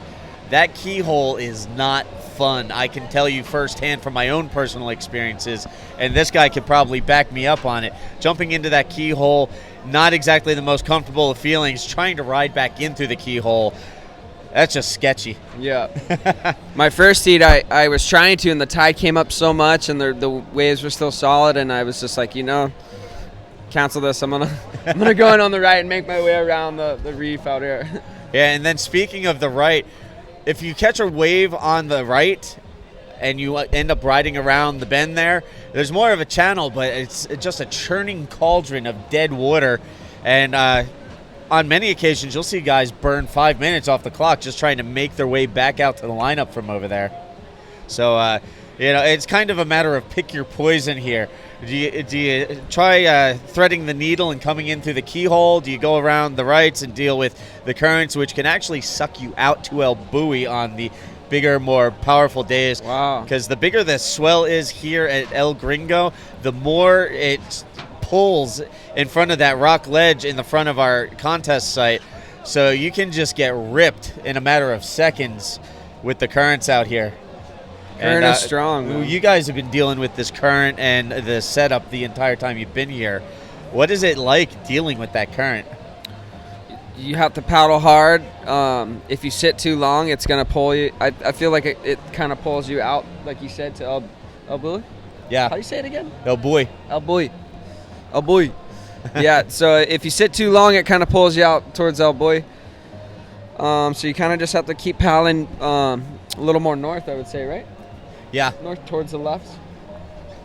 Yeah, north towards the left seems to work most times, but of course, then when it's bigger here, that keyhole gets shut down and there's really no channel to the left. So, again, pick your poison. Pick your Choose poison wisely. Don't take your pick wrong, man. Yeah, we've seen quite a few guys paying the price out here, getting washed up onto the rocks, snapping boards, busting out skegs, and getting nicked up themselves out there. Fortunately, it seems like you've come through unscathed out there.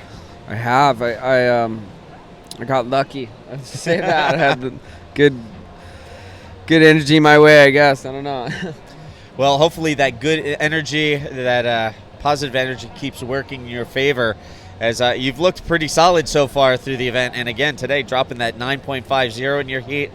One of the best scores of the entire event. Definitely right up there in the top two. We've seen one 9.75 and a bunch of 9.50s. So you're right there at the top of the field. Wow, cool. Stoked. So yeah, I mean, whatever you're doing, keep it up out there, as the conditions have definitely been tough for all the riders. And you've learned that with your first couple of heats out in the water. Yeah, for sure.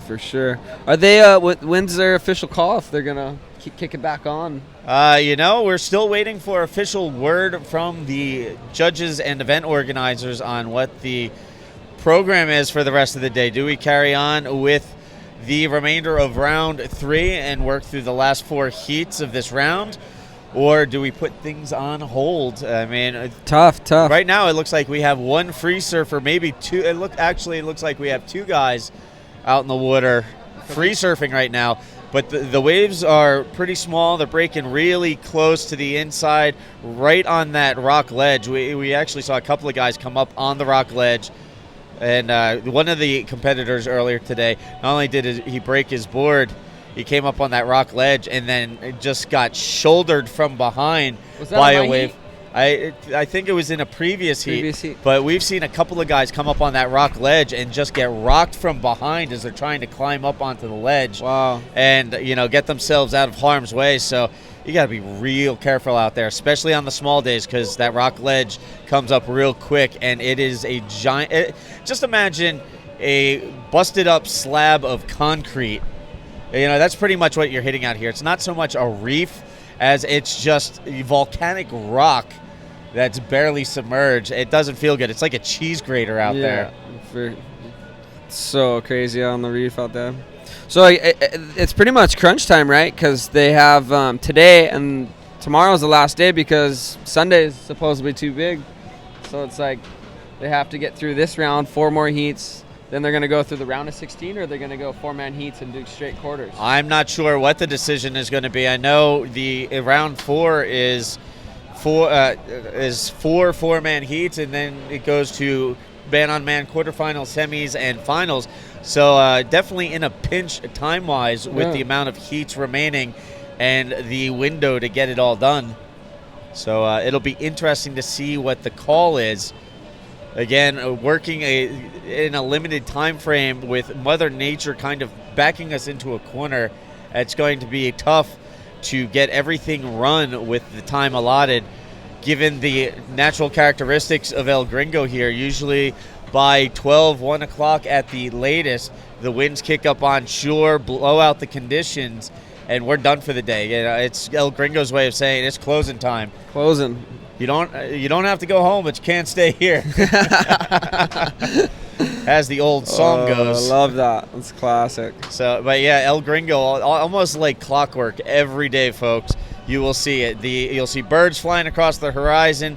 The onshore winds kick up. The sun will come out, and it's basically time for El Gringo to close up shop and shut down for the day. And usually in the afternoon, there's not much to ride here. It's just a wind-blown mess. So we'll see what happens again on hold. So thank you for bearing with us as we talk you through this hold period. Allow the judges and event staff time to confer and decide whether or not we're going to carry on with the back half of round 3, the last 4 heats of the day. So thank you once again. And in here with me in the booth, the Hawaiian Kevin Sullivan. So again, we've been biding time for the judges. We'll give you an update as soon as they pass the pertinent information on to us here in the booth. Kevin, I'm not going to hold you in here too much longer. You've been cool enough to come in here, give us a quick rundown of what's going on, what you've been up to in the area. Any last comments before I let you jump out of the booth and go hang with the boys? Not much. Hopefully they run a little more. Get a couple heats out of the way. All right. So there you go. Kevin Sullivan from Hawaii, thank you again for joining me here in the booth. I'll let you cruise. No problem. And good luck with the rest of the event. Thank you so much. Man, you kill it up there, man. All right. So thanks again to Kevin Sullivan as he makes his exit from the booth. Meanwhile, Steve Action Jackson hanging with you here, talking you through the on-hold period here on day 4, waiting to resume competition potentially.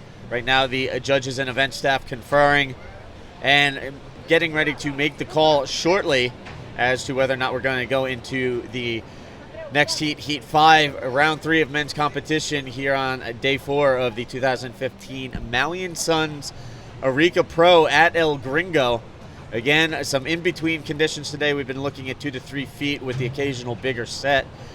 Conditions have pushed in, breaking dangerously close to the reef, making things challenging for the riders. We've seen busted boards, scraped up competitors, but we've also seen some big scores being dropped on the board.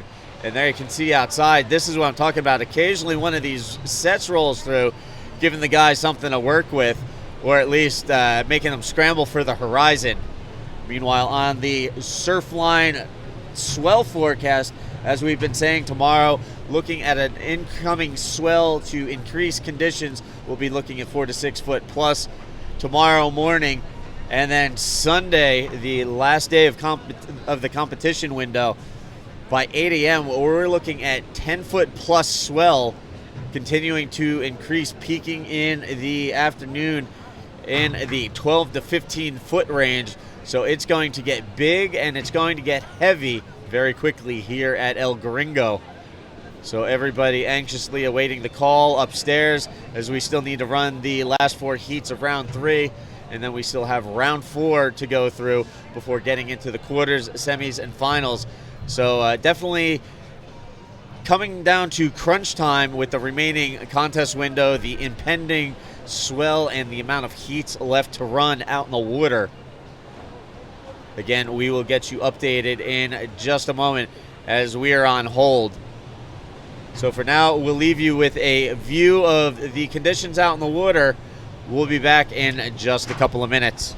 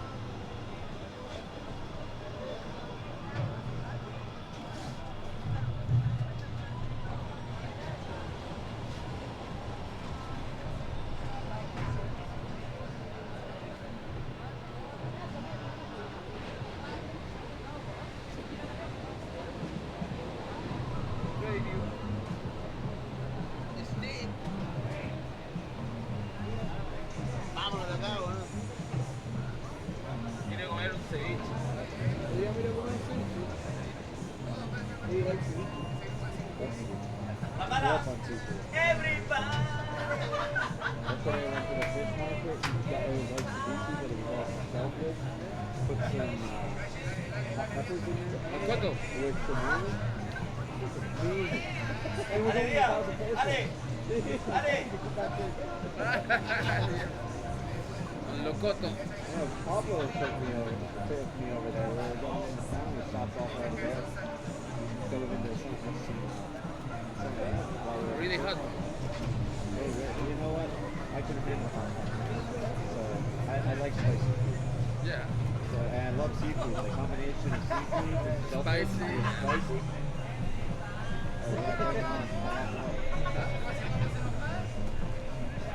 I grew up in a small coastal town, getting fresh seafood like right off the boats. They literally have restaurants on the waterfront, so the boats can pull up on the ocean and sell straight to the restaurant. You get fresh seafood right off the boat. Really fresh. Yeah, straight out the water off the boat and into a frying pan. Or just raw with some lemon on it, some lemon and lime. Vamos a comer un ceviche hoy día. Saliendo acá y Dude, I could eat ceviche every day. no, frío, compañero. Llegaste bien frío. ¿Qué dicen en el próximo llamado? ¿Qué hora era? ¿La 11:30?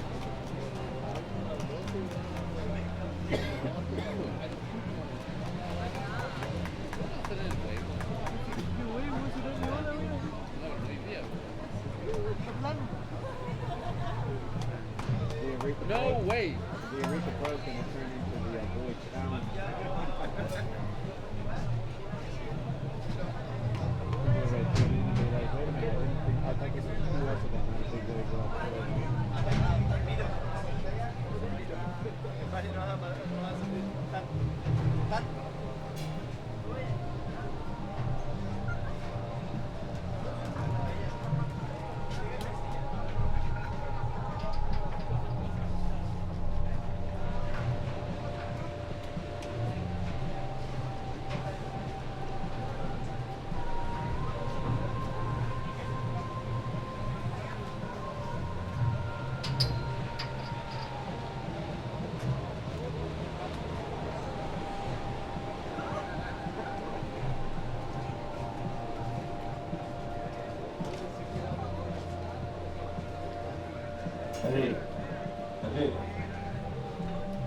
Chef Gavina.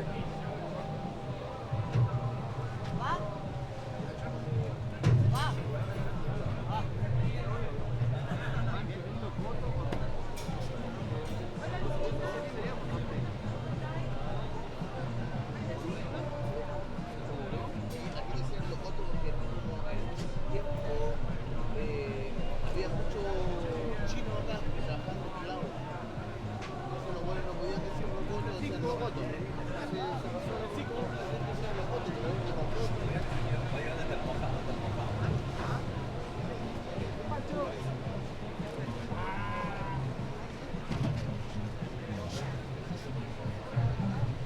¿Quedó? ¿Se vos viste la weá?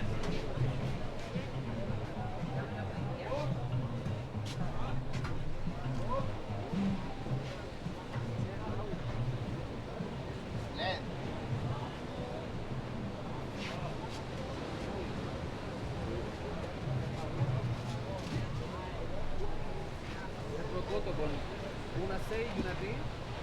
Rocoto.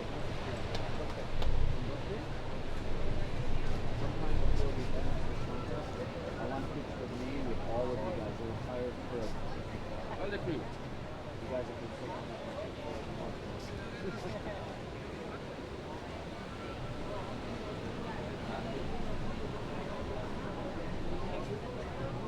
I appreciate the work you guys do. You guys have been really solid for me to work with.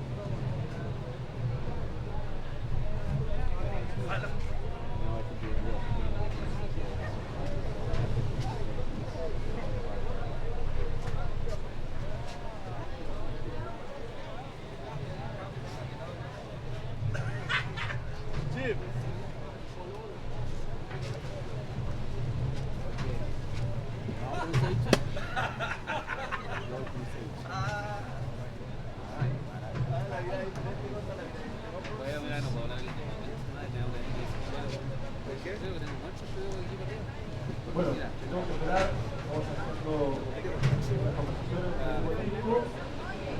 todo mejora. Para un poco el viento, sí. Vamos a aprovechar de agradecer también a No vaya a hacer eso. todos los días a nuestros esposos, personas que ayudan, que están apoyando Sucre, como la municipalidad de Arica, Maui al Sol, Chulón, Hotel Andalucía, Panamericano Hotel, Blue, Andrago,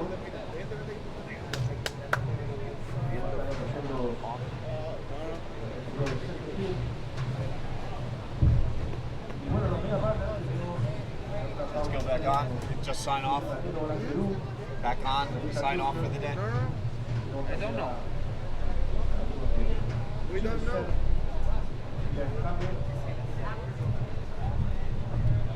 Y su plan lo ha ayudado el deporte, está ayudando a la información a través de su información, está tratando de guiar en esto porque hay algunas diferencias entre todos los deportes. Retorno mañana, 8 horas. Something this past month. Pero hay alguna cosa que están operando, estamos teniendo bien. Congratulations. My wife is good.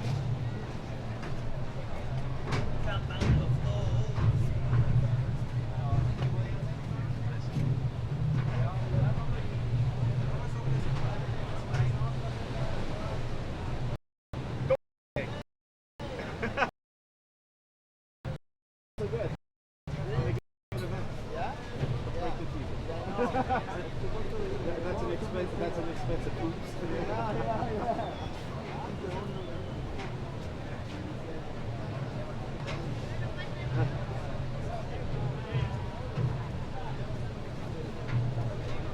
Going good. I'm glad you were able to help me get it. So I owe you.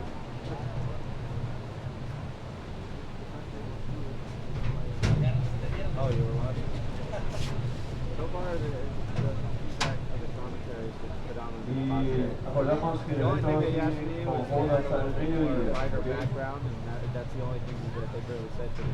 Como boda hasta el mediodía. WSL has been happy with the work I'm doing. You know, doing a great job. Keep it up.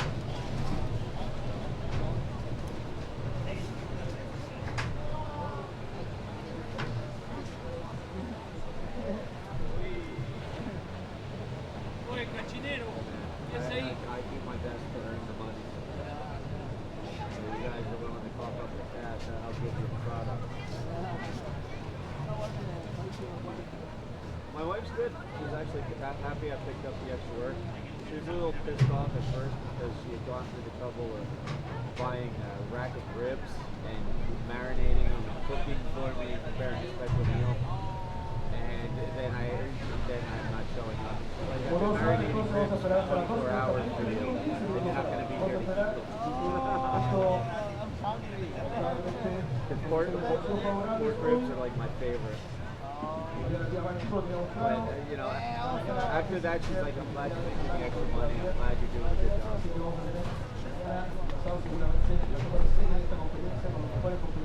job.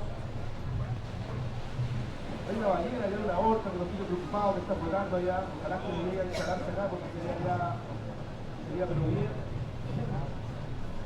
complicado realizar una conferencia con una orca varada acá en la roca, así que ojalá que la pueda sacar lo que es más gente de la armada.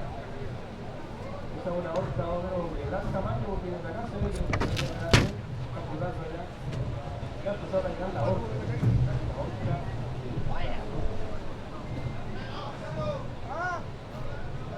Hasta 15 minutos, recuerden que las voces son sobre espera. Bueno, ha parado el viento, un día nublado. La gente del sur lamentablemente está pasando por un temporal bien fuerte. No se ha tenido el temporal allá en la zona sur. Y nosotros acá estamos tranquilos esperando de volver a la gracia que tiene nuestra ciudad. Nos ayuda un montón. Aunque dicen que están todos esperando lluvias para mañana.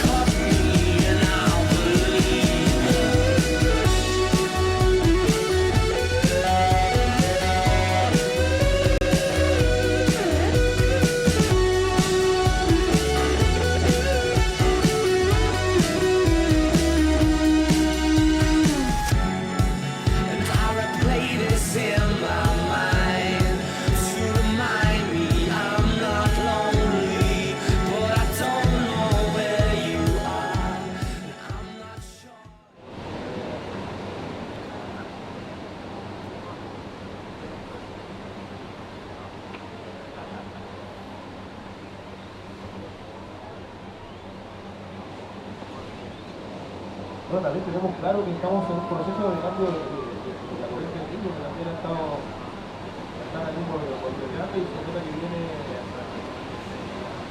fuerte este año la corriente del ritmo. El clima seguramente va a empezar a cambiar fuertemente, va a empezar a pegar en la ciudad,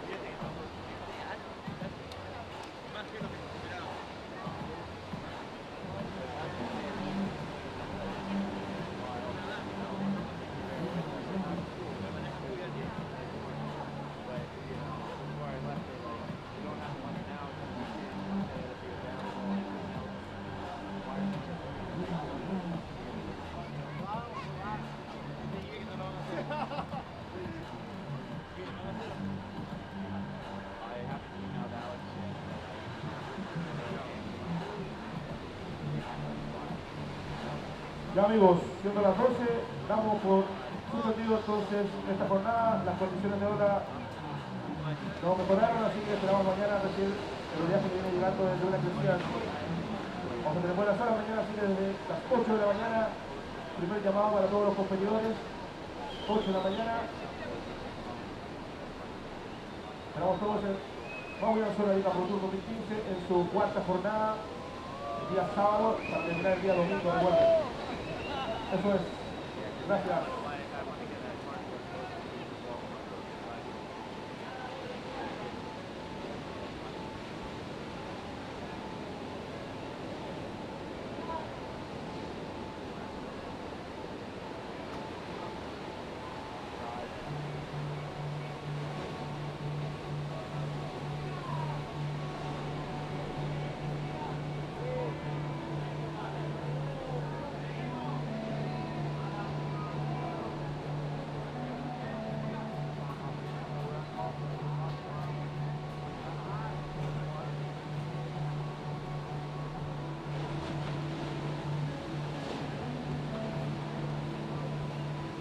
Bueno, también estamos en la página de la Municipalidad de Arica, para el fondo del evento. Maui Son, gran apoyo. Y Corona también está con nosotros.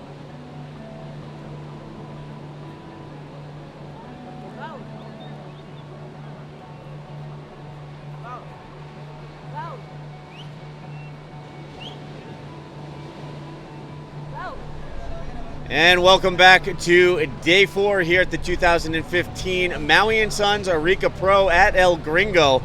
And the call has been made. It is official. The event is being put on hold for the remainder of the day. We are now on call for 8 a.m. tomorrow. So in the meantime, we are finished here for today. We will pick up with the back half of round 3 tomorrow, on call again for 8 a.m. Until then, I'm Steve Action Jackson on behalf of Yo-Yo and the WSL World Tour. Stay tuned to WorldSurfLeague.com for all the latest on this event and continuing live webcast coverage. And we'll let Yo-Yo give you the quick rundown in Spanish, again putting the contest on hold until 8 o'clock tomorrow morning. Ya chicos, y nos llegaba la información desde el set de jueces. El campeonato está suspendido por hoy, vamos a esperar por mejores condiciones, así que ya el evento mañana, ya saben, va a ser el primer llamado a las 7:30 de la mañana. Pueden estar ya en vivo por la página de Maui and Son, así que ya nos despedimos con Steve. Tuvimos una increíble jornada con una presentación increíble de los peruanos, los chilenos y los hawaianos, ¿no es así, Steve? So again, stay tuned. We are on call for 8 o'clock tomorrow morning. We're looking at an increasing swell coming our way, looking at 4 to 6 foot plus tomorrow as we get into the back half of round 3 and continue on with competition here at the Arica Pro. Until then, I'm Steve Action Jackson in the booth with Yo-Yo. We're out of here. Ya chicos, hasta mañana. Chao. Que tengan un muy buen día.